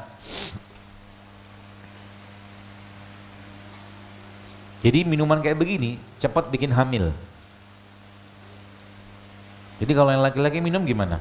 Ya, nggak hamil sih. Spermanya bagus, gitu. Sekarang kan banyak orang susah punya keturunan. Gimana mau punya keturunan? Sel telurnya itu, ovumnya itu nggak matang. Yang kita kenal dengan apa? PCO itu kan, polycystic ovary syndrome itu kan sel telurnya nggak matang. Gimana mau matang? Nggak ada bahan bakarnya, nggak ada bahan bakunya. Gitu loh. Yang dimakan balik-balik itu lagi itu lagi. Gitu Bu, Pak. Sudah pernah nyobain ini? Bikinlah di rumah. Siapa yang mau? Gak usah. Gak ada yang mau nih? Mau Pak? Sini Pak, silakan Pak. Saya suka dengan orang yang antusias. Oh. Ini dibuatnya dengan cinta Pak. Makanya rasanya insya Allah enak. Gitu ya Bu sekalian ya. Nah jadi mudah, simple. Ya bahkan terakhir itu saya sempat bikin enak. Jadi minuman kayak begitu kalau orang bilang nggak enak, siapa bilang? Tinggal kita ubah sedikit aja. Ya bahkan kadang-kadang saya kemarin sempat nyobain, kalau ibu kalau makan ubi, singkong itu apa tuh namanya, minum atau makan singkong dengan gaya baru. Nih saya jalan, singkongnya direbus, nanti di rumah ambil alpukat. Alpukatnya ada blender, kasih garam, kasih bawang putih, ya, kasih garam, kasih bawang putih di blender, garam sama bawang putih blender, dijadikan dressing. Dressing itu, dressing tahu ya, kalau kita makan salad kan ada dressing itu, kuahnya itu yang kental itu. Itu pakai alpukat, itu enak banget. Itunya si siapa tuh namanya? Si ubinya cocol pakai itu. Buh. Masya Allah itu enak banget. Sehat, lemak dapat, karbo dapat, serat dapat, semua dapat. Jadi makan yang kita makan tuh jadi obat. Lama-lama apa? Tubuh akan reset sendiri Bos sekalian. Ya termasuk kayak nasi ya. Ini apa ya? Nasi kayaknya. Oh iya nasi. Sekarang karena udah 9:30 kita masak dulu. Bapak-bapak mau pulang. Ya, nasi ini kan nasi, salah satu nasi sehat. Apa nih? Beras coklat. Ya. Jadi pilihan saya nanti bayar di depan ya, Pak. Pilihan saya ya, kadang-kadang tuh kalau pengen makan nasi, kadang sih saya makan nasi putih. Tapi kalau mepet banget kalau pengen, tapi seringnya tidak gitu loh. Jadi ini kan ada nasi kayak begini, lalu Anda ambil bawang putih. Nah, kita bikin ya. Jadi nasi ini akan tertopping, ya, tertopping dengan apa ya? Dengan serat ya. Bukan hanya serat tapi banyak sekali kandungannya. Bawang putih ini salah satu pengencer darah yang paling baik.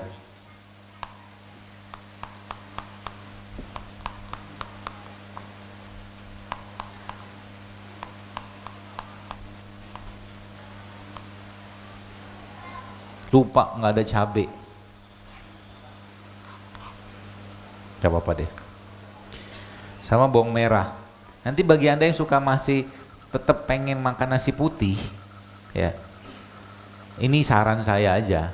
Nasinya Anda kasih ini. Pertama serai. Ya, serai. Yang kedua cabai rawit, gak usah banyak-banyak. Yang ketiga apa? Bawang putih, ya, serai, bawang putih, bawang merah sama cabai. Lalu mereka ini Bapak sekalian, Anda tumis. Tapi tumisnya pakai apa? Pakai minyak zaitun. Ya, tumisnya pakai minyak zaitun. Bentar.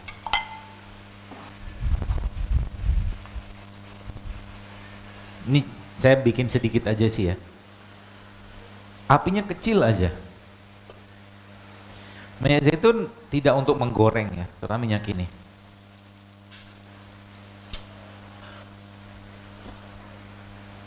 Terus mana lagi ya? Sepertinya mungkin akan mirip nasi liwet. Tapi ini bukan nasi goreng juga.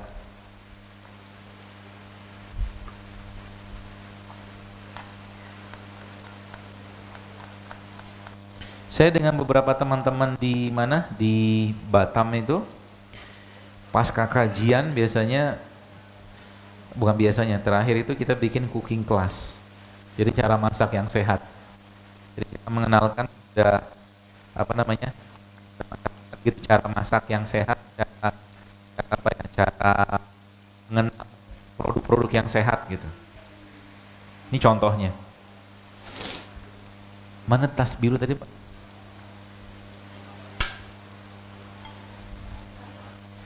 Biar panas sedikit.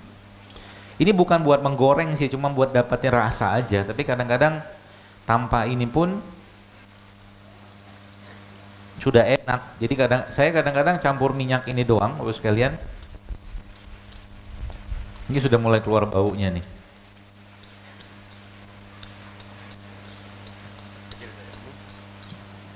Udah sebentar aja. Ambil nasinya.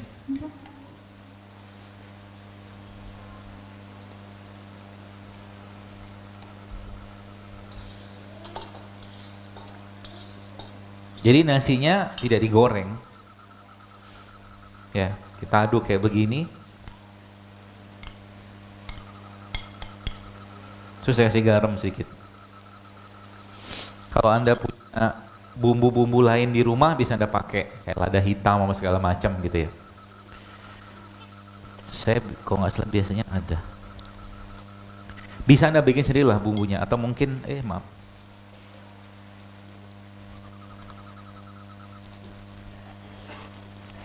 Terus.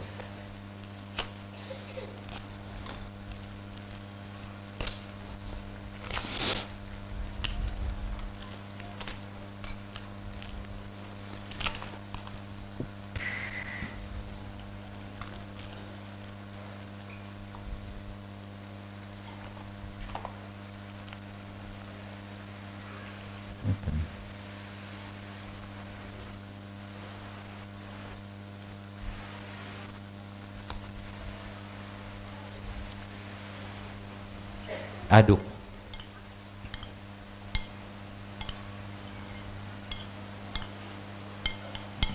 Terus kadang-kadang saya kasih lagi dengan, ya nggak ada lagi dia di mana dia.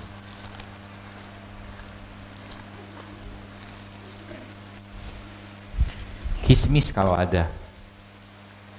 Atau kalau enggak Anda kasih protein lagi. Ya, proteinnya bisa Anda dapatkan dari mana? Dari alpukat, kalau nggak kacang-kacangan.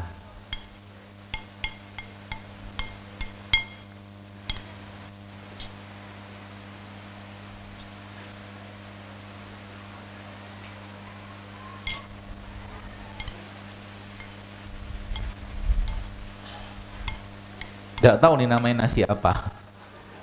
Ya, tapi yang jelas enak.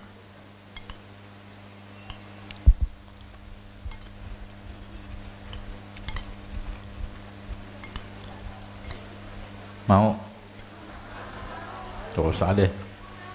Enak banget. Ibu-ibu mau, bapak-bapaknya malu-malu sih. Gak usah lah bapak-bapaknya. Ya bentar ya. Aduk dulu. Ada yang punya kacang almond nggak? Di depan nggak ada ya? Ini Pak, makanan kayak begini sepertinya simple ya, tapi insya Allah sehat. Kenapa sehat? Karena ada lemak. Lemaknya dari zaitun. Ya, tanpa kita panaskan. Yang kedua, kemudian nasi kayak begini, dengan ada nasi kuning, ada nasi coklat kayak begini, ada seratnya. Alhamdulillah ada seratnya, gitu kan.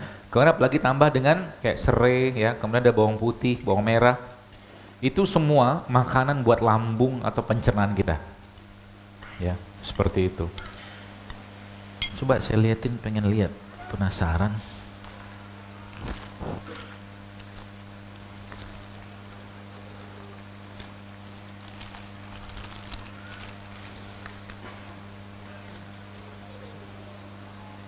Tidak tahu lagi di mana. Ya sudah, ini aja.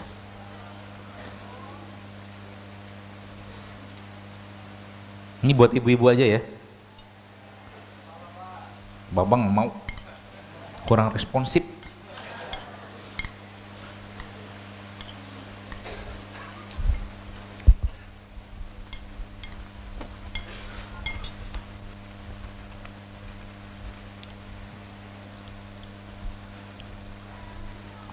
Jadi apa tuh namanya? Nasi coklat ya. Kalau mungkin kita nyebutnya dulu, kalau orang Malaysia bilangnya beras pirang. Itu beras yang tidak banyak digiling. Ya, dia masih tinggi serat. Jadi ketika kita cuman sekedar memodif kayak begini, termasuk kalau Anda nggak punya beras coklat kayak begini, kita bisa pakai beras putih juga nggak apa-apa. Tapi ingat, jangan banyak-banyak, kan karbo lagi kan. Tapi ini jauh lebih baik makan nasi kayak begini, ya. Kalau apa? Kalau seandainya Anda daripada lebih baik bermakan nasi putih plain, ya kan? Lemaknya dapat, seratnya dapat, ya. Apalagi kadang-kadang kita tambahkan, kalau saya bisa tambahkan dengan beberapa jenis kacang-kacangan. Cukup makan sedikit aja, ya. Seperti itu. Nih Bu, silakan Bu. Ini dioperin. Maaf. Mudah-mudahan enak sih. Sepertinya sih enak.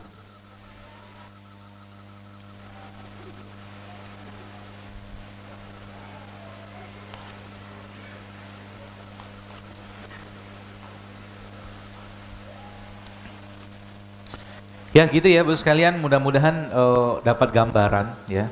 Jadi yang saya kayak begini nih bisa Anda topping dengan kasih bumbunya, kasih bawang putih, bawang merah di situ.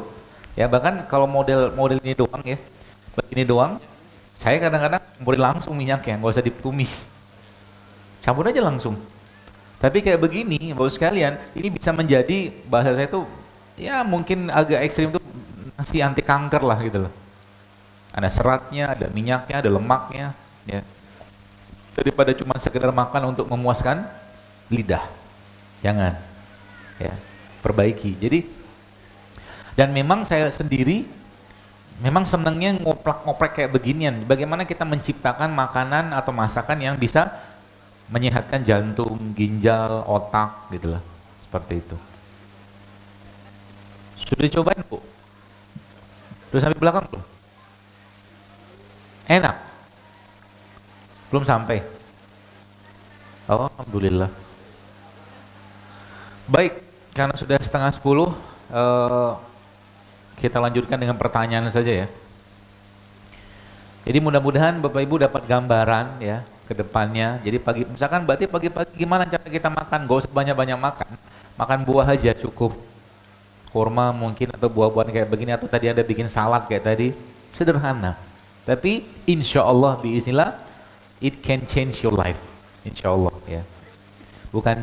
Bukan hanya life, tapi khususnya badan ya, badan kita insya Allah.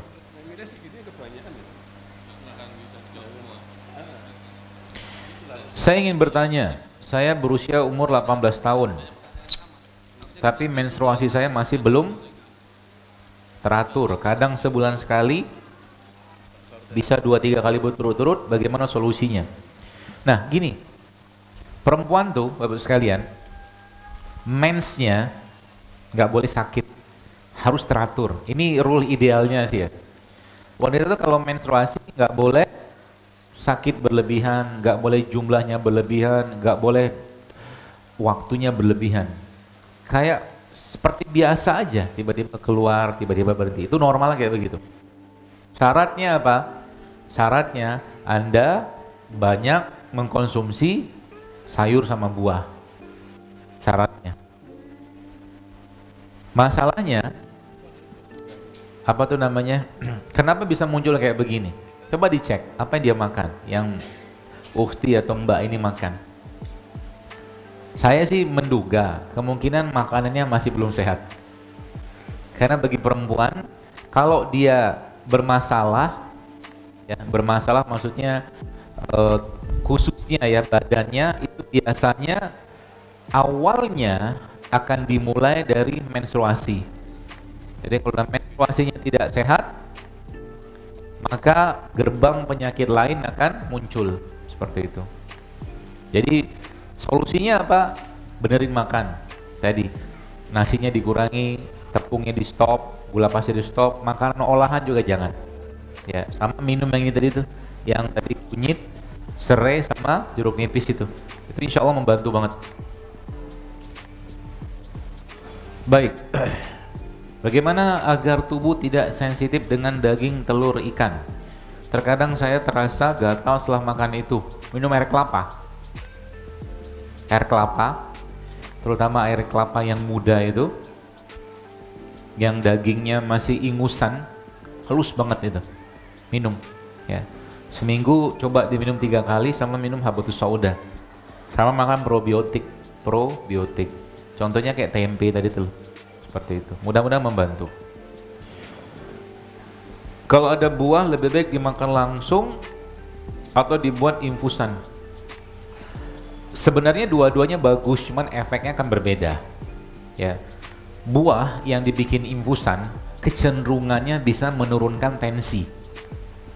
Ya, jadi kalau ibu-ibu sekalian, teman-teman sekalian, kalau habis makan atau minum infus water tiba-tiba keliengan, nah itu bisa jadi tensinya turun, kalau nggak gulanya turun. Cepat sekali dia. Ya.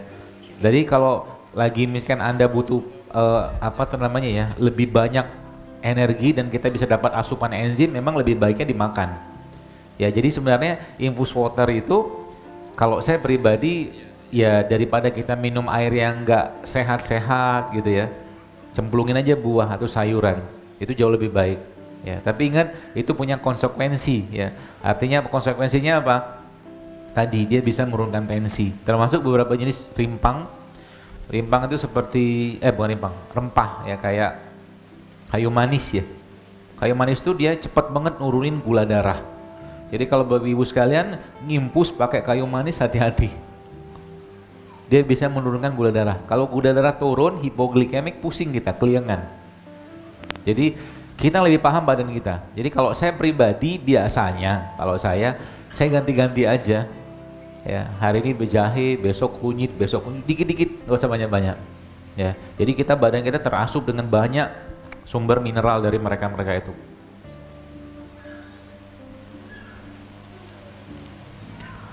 Ini saya nggak tahu jawabannya ini apa. Apa ramuan untuk gendang telinga yang bolong? Nggak tahu sih. Datang ke dokter THT lah, benerin. Setelah menyusui saya terkena mastitis ya. Mastitis radang di payudara ya. Saya operasi tahun lalu. Apa yang dokter sarankan untuk saya tidak mastitis lagi? Itu tadi. Ini jahe, ketemu kunyit, ketemu lengkuas, ketemu serai. Apa tadi? Jahe, kunyit, lengkuas, serai. Urutan dulu ya, urutan. Yang paling banyak berarti jahenya. Yang nomor 2-nya kunyit. Nomor 3 lengkuas, nomor 3 serai. Jelas ya?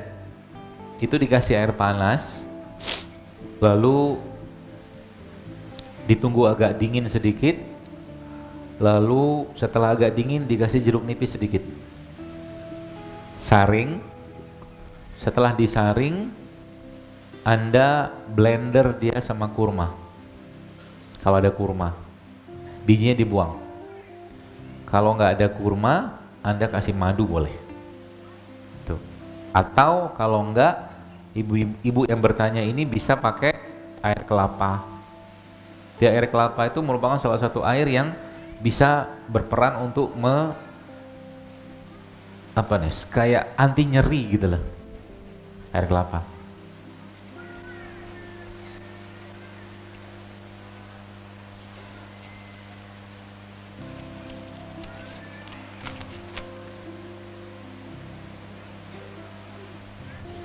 Apakah resep ketumbar, jahe, kunyit, rempah, sama madu yang biasa dipakai untuk detoks rahim itu juga aman dikonsumsi oleh ibu hamil menyusui?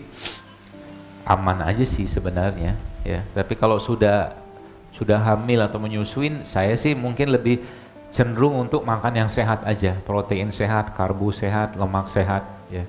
Kalau butuh rimpang-rimpang silakan aja. Karena kan biasanya kalau judulnya detox, kalau judul detox kan tuh bersih-bersih gitu loh. Kalau udah bersih, ya udah makan yang bener aja. Karena makanan itu juga mendetoks gitu lah, ya nggak masalah. Ya.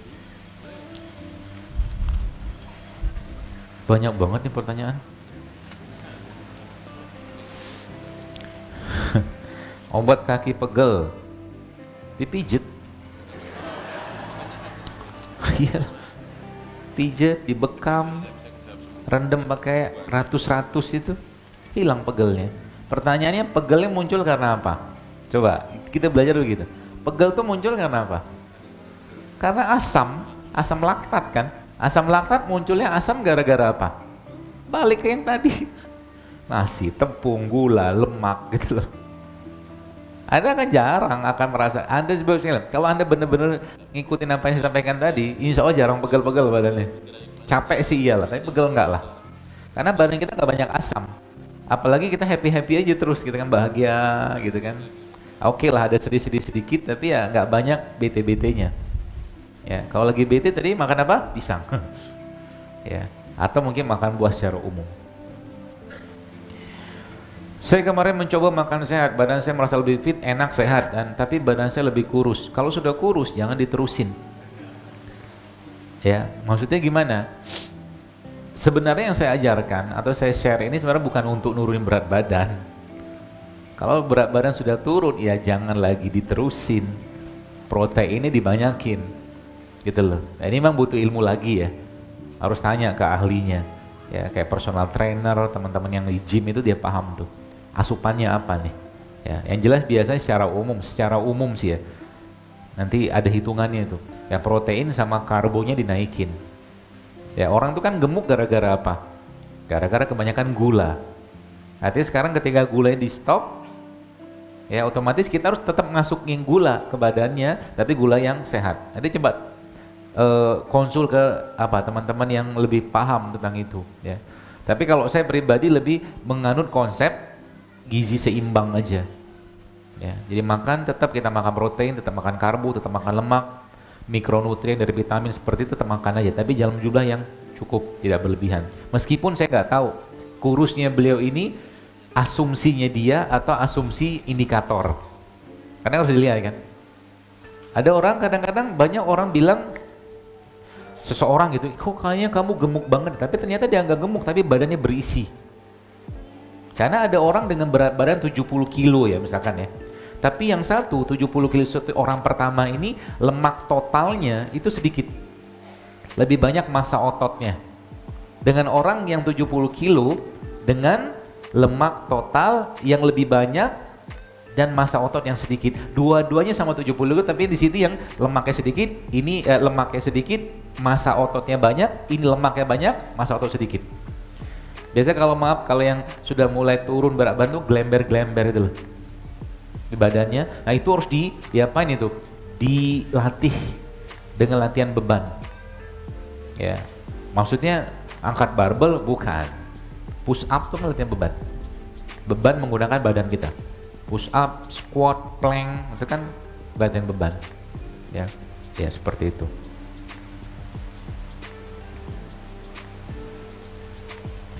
Ibu saya sakit osteoporosis, dianjurkan untuk operasi. Sekarang mulai terapi apel dan serai, tapi juga masih minum obat. Sebaiknya lanjut terapi tadi atau off? Lanjut aja nggak apa-apa.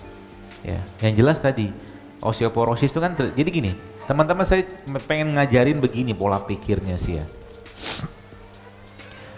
Ketika kita melihat satu penyakit, kira-kira root cause-nya apa? Akar masalahnya apa? Osteoporosis kan pengapuran. Pengapuran itu yang saya pahami salah satu indikat atau penyebab atau yang memicunya adalah asam badannya gitu loh. Asam badannya. Maka kita lihat apa yang Allah ciptakan. Contoh mungkin kayak begini. Ini kan seledri, ini kan apa ya? Seledri apa nih? Bukan. Ini nih. Seledri kan? Seledri ini subhanallah salah satu sayuran yang sangat tinggi kalsiumnya. Kalau kalsium dia tinggi, otomatis sifat dia alkali, basa. Kenapa bayi? Baik. Kenapa bayi 0 sampai 6 bulan bau badannya tuh asik? Ya kan? Karena dia minum ASI. Ada apa dengan ASI? Bapak Ibu kalau pernah cek ASI itu pH-nya sama kayak air zam-zam. Ya, air zam-zam itu pH sekitar 8,3, 8,4 lah, alkali banget. Ya. Ketika bayi itu sudah mulai 6 bulan ke atas, ibunya ngasih makanan pendamping. Ya, kalau makanan pendampingnya itu kecenderungan yang makanan olahan, makanan kemasan, asam badannya itu, nanti bau badan bayi itu. Nya maaf, fesesnya sudah mulai tidak sewangi dulu. Nah gitu. Apalagi kalau bayinya 6 bulan ke atas sudah dikasih nasi goreng, nggak mungkin juga sih. Ya. Pokoknya yang asam-asam. Ya. Dari mana bisa kita menemukan itu yang basah-basah? Ini semua kan basah ini, alkali. Dan ikatan gen kita itu berada pada ikatan alkali, gitu loh. Kanker terjadi kalau asam. Maka coba lihat, kita tadabbur ya, antara sayur kayak begini, buah kayak begini misalkan ya. Anda lihat, ini kan kita mencoba melihat bagaimana tanda-tanda kebesaran Allah, teman sekalian. Antara buah sayur kayak begini dibandingkan dengan daging hewan, banyakkan mana? Banyakkan mereka. Ya kan? Itu sebabnya kalau sesuatu yang banyak itu kita sering dapatkan, lebih banyak atau lebih sering konsumsi ini daripada yang itu tadi. Maka daging itu sebenarnya tidak konsumsi tiap hari pun nggak masalah. Yang kita konsumsi banyak tiap hari ya mereka ini. Gitu loh. Untuk apa? Untuk mempertahankan ikatan gen yang berada pada pH yang pernah saya baca bahkan 9 sampai 10 coba. Alkali sekali gen gitu itu. Ya seperti itu, ya. Dia bisa turun pH-nya gara-gara apa? Bukan makanan, tapi ini. Sedih, benci, marah, hasad, segala macam yang kayak gitu tuh bisa menurunkan pH. Gitu loh. Ya, jadi hati-hati dengan hati. Hati-hati dengan emosi. Kalau nggak perlu kita mengeluarkan emosi, jangan emosi. Diam aja. Kan Nabi memberi petunjuk, marah. Jangan marah, kata Nabi. Untuk apa marah? Nabi itu marah nggak? Marah, tapi urusan agama aja beliau marah. Jadi marahnya dapat pahala. Anak misalkan di rumah misalkan, dia bawa gelas itu baru kita beli misalkan, dan harganya mahal, tiba-tiba pegang sama dia dimainin pecah. Buat apa marah? Gelas ini misalkan ada ajalnya. Ajalnya dia ada di tangan anak kita. Gitu loh. Jaga hatinya, nggak perlu marah. Ngapain juga marah-marah? Mobil Anda ditabrak misalkan, kira-kira nabrak sengaja nggak? Insya Allah sih nggak sengaja, kecuali Anda lagi kebut-kebutan. Nggak sengaja. Marah, silakan aja marah. Tapi nggak ada guna juga. Ya. Saya pernah di Jakarta itu pernah ditabrak dari belakang gitu kan, di tol, penyok, cukup dalam penyoknya. Apa yang saya kerjakan? Kabur saya. Ya, kenapa? Saya sudah yakin yang nabrak juga nggak sengaja kan? Gitu loh. Sudah fa'fu anhum, maafin aja mereka. Ya. Kalau saya berhenti juga, tolnya macet, ngapain? Gitu loh. Asik hidup kayak gitu sekalian. Ya, jadi apa? Ada makan kita makan, gak usah ngomel. Gak ada makanan puasa, asik gitu loh hidup. Hatinya terjaga terus. Ada pisang makan pisang, ada apel makan apel. Nggak ada semua puasa. Gitu loh. Paling enak tuh anak-anak kos. Ada yang pernah tanya ke saya, dokter, saya anak kos, gimana caranya supaya kan ini saya budgetnya sedikit, anggaran terbatas. Oh, masya Allah, saya bilang justru malah bagus. Anak kos tuh paling gampang hidup sehat. Caranya gimana? Banyakin puasa. Nanti kalau buka puasa datang ke masjid. Kayak gitu. Ya, Islam tuh sangat low budget dalam hal kesehatan. Wa kulu washrobu wala tusrifu. Makan, minum, tapi jangan berlebihan kata Allah. Cukupnya aja. Gak perlu makan, jangan makan. Hari ini kan hari apa? Ahad. Kondangan kan? Nah, coba tuh nanti latihan. Kan di kondangan tuh semua jenis makanan ada kan? Coba latihan, jangan makan berlebihan. Datang ke sana, minum air putih, makan buah sedikit, makan sayur, dikit, selesai pulang. Kalau Anda bisa mengontrol rasa lapar, Anda bisa mengontrol yang lain. Itu Pak Bu. Nanti sebabnya kalau laki-laki itu ya, salah satu kenikmatan laki-laki itu apa? Kencing. Asik kan? Bukan laki-laki, perempuan gitu kan, terutama laki-laki ya. Salah satunya. Maka teknik ya untuk menguatkan otot panggul sama pinggang bagi laki-laki agar tidak langsung keluar saat berhubungan intim suami istri itu adalah menahan kencing. Itu yang dikenal sebagai Kegel itu loh. Waktu maaf dia mau lagi pipis gitu kan, keluar urinnya, tahan. Semakin sering dia tahan, semakin kuat panggulnya. Nanti waktu maaf berhubungan sama istri, dia bisa tahan, bisa ngontrol. Gitu loh. Klasik.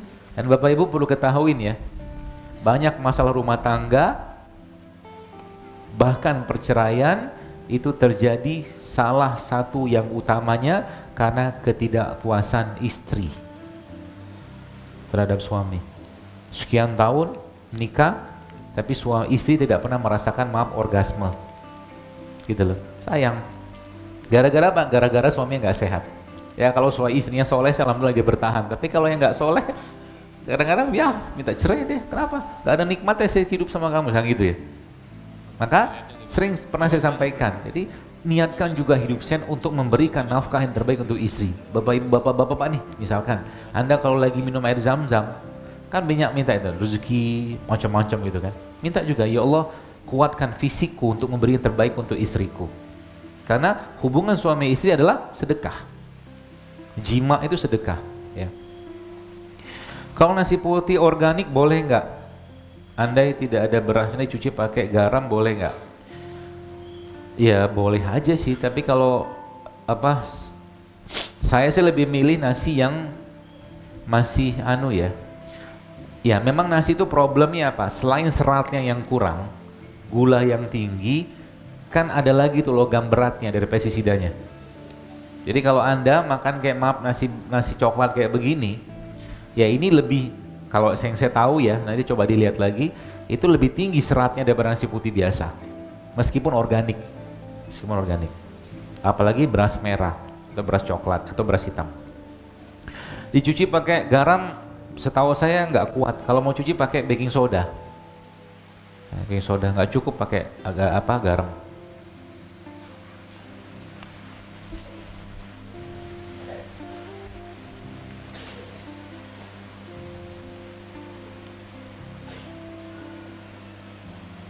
Apakah pasien dengan pengeroposan tulang, terutama tulang lutut, bisa diobati dengan ramuan herbal? Bisa, asal nutrisinya Bapak Ibu berikan. Ya. Pengeroposan tadi saya jelaskan karena asam ya salah satunya.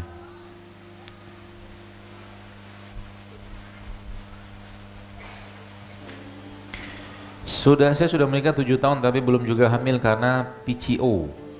Polycystic ovary syndrome. Dulu 1 tahun yang lalu pernah hamil tapi harus dikuret karena hamilnya kosong. Suami saya kerja di tambang, pulang 70 hari sekali dan tidak boleh bawa istri. Apa yang harus saya lakukan? Bingung saya jawabnya. Cari kerja yang lain sih. Oh nggak usaha aja lah. Ya susah kalau udah kayak begitu ya. Awalnya kerja kerja-kerja yang sudah di luar gitu loh, susah ya. Solusinya gimana? Ya banyak-banyak istighfar, banyak-banyak sedekah, siapa tahu ketika ketemu suaminya pulang hamil, harapannya begitu. Dan menjelang beliau pulang mungkin ibu hidup sehat aja ya, mulai praktek hidup sehat, jangan makan yang nggak sehat ya, sehingga nanti waktu sekali ketemu berkualitas sperma ovumnya. Tapi paling bagusnya apa? Ya tadi kerjanya pindah ya, kerjanya pindah. Saya banyak kayak begini, case-case begini. Ada yang ketika istrinya lagi masa subur, suami nggak ada gitu loh.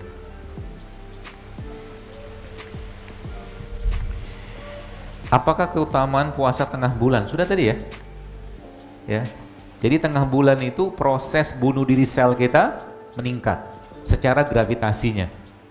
Itu yang pertama. Yang kedua, puasa meningkatkan lagi itu. Jadi saat tubuh sudah bersih, Bapak sekalian, saat tubuh kita sudah bersih, kemudian apa yang terjadi? Ya kita bersihkan lagi dengan cara dibekam.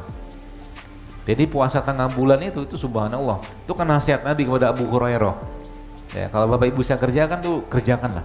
Dan berat, memang berat. Semua amal ibadah semakin berat dia kerjakan, semakin besar rewardnya. Ya, maka puasa karena berat, Allah siapkan satu pintu khusus untuk orang puasa. Ya, nanti pada akhirnya nanti Anda atau kita ya akan lebih senang makan. Jadi awal stepnya begini, dulu makannya nggak sehat, gitu ya. Dulu makannya nggak sehat, kemudian dia pindah ke berubah, mulai makan yang sehat. Nanti step berikutnya makanan sehat pun tidak terlalu tertarik buat dia lebih senang puasa. Gitu nanti akhir ujung-ujungnya. Makan sedikit dah cukup, gitu. Apalagi kayak bulan Ramadan kayak begini, ya. Anda niatkan mudah-mudahan bulan Ramadan ini kita Allah sampaikan ke bulan Ramadan ini sekalian dan menjadi bulan benar-benar bersih-bersih. Bukan hanya bersih fisik tapi bersih hati, mengatasi atau mendidik nafsu kita, mendidik kolbu kita, iman kita, ya, seperti itu. Satu lagi kali ya.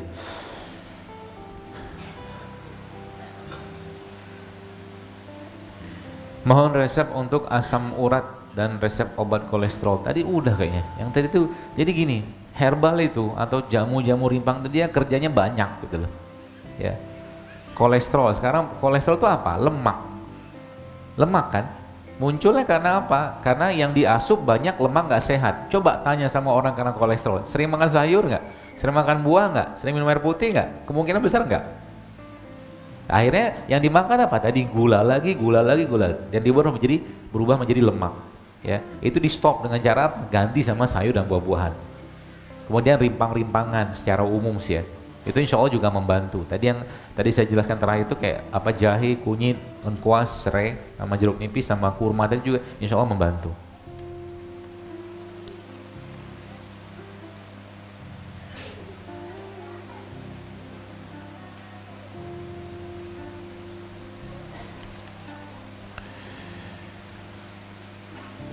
Saya seorang istri, umur 31 tahun, berat badan 54 kilo, tinggi badan 157 cm, 44 tahun menikah, belum hamil. Mohon resepnya. Sudah di IG banyak banget. Nanti dibaca aja ya. Yang tadi saya bilang tadi tentang tulisan saya tentang survei tadi itu komen itu Bapak Ibu bisa baca di situ. Itu ilmu semua itu. Bahkan ada yang sampai 20 tahun saya situ ada. Baca di situ. Saat ini saya mengkonsumsi kurma muda dan buah zuriat. Saya sih pribadi yang susah-susah nggak usah ribet lah. Buah zuriat ini kan susah didapat. Sebenarnya buah zuriat itu genusnya sama kayak ini. Genus ya. Makanya genus gitu kan, marga, spesies gitu kan. Dia sama kayak kurma. Ini manfaatnya kurang lebih sama aja. Ya, itu yang pernah saya coba kaji gitu kan.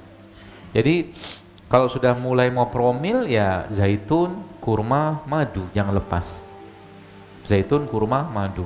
Ya, zaitunnya minyak ya, minyak kayak begini yang tadi itu nggak bisa 1 sendok makan sehari, kurmanya 7, madunya 1 sampai 2 butir, 1-2 sendok makan sehari, cukup insya Allah. Buat spermanya subur, tadi bisa tuh, kunyit terutama ya, atau mungkin kunyit ditambah dengan habatus sauda juga bisa, kunyit, habatus sauda sama madu, insya Allah bagus buat sperma. Ya. Baik, ini beberapa pertanyaan sudah sama. Saya kira mungkin cukup untuk sekalian. Mudah-mudahan bermanfaat dan semoga apa yang saya sampaikan ini bisa dipraktekkan di rumah. Ibu-ibu yang punya pengendali atau menjadi pengendali dapurnya, cobalah masak yang sehat. Kulkasnya diisi dengan yang sehat-sehat, lemari makannya diisi dengan sehat-sehat, sehingga nanti kita bisa mewujudkan generasi yang sehat. Dan buat sekalian, apa yang kita kerjakan atau mungkin kita niatkan ini tidak lain tidak bukan kita niatkan semua karena Allah SWT. Ya, bukan untuk gaya-gayaan ya, karena sayang badan. Allah sudah menciptakan badan kita dengan sangat-sangat sempurna. Jangan dirusak, jangan dizolimi, karena toh nanti pada akhirnya Allah akan minta pertanggungjawabannya. Kenapa kita hidup sakit-sakitan?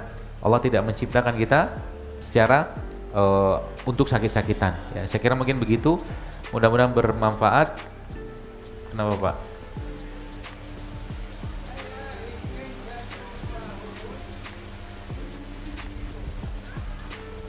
Vertigo.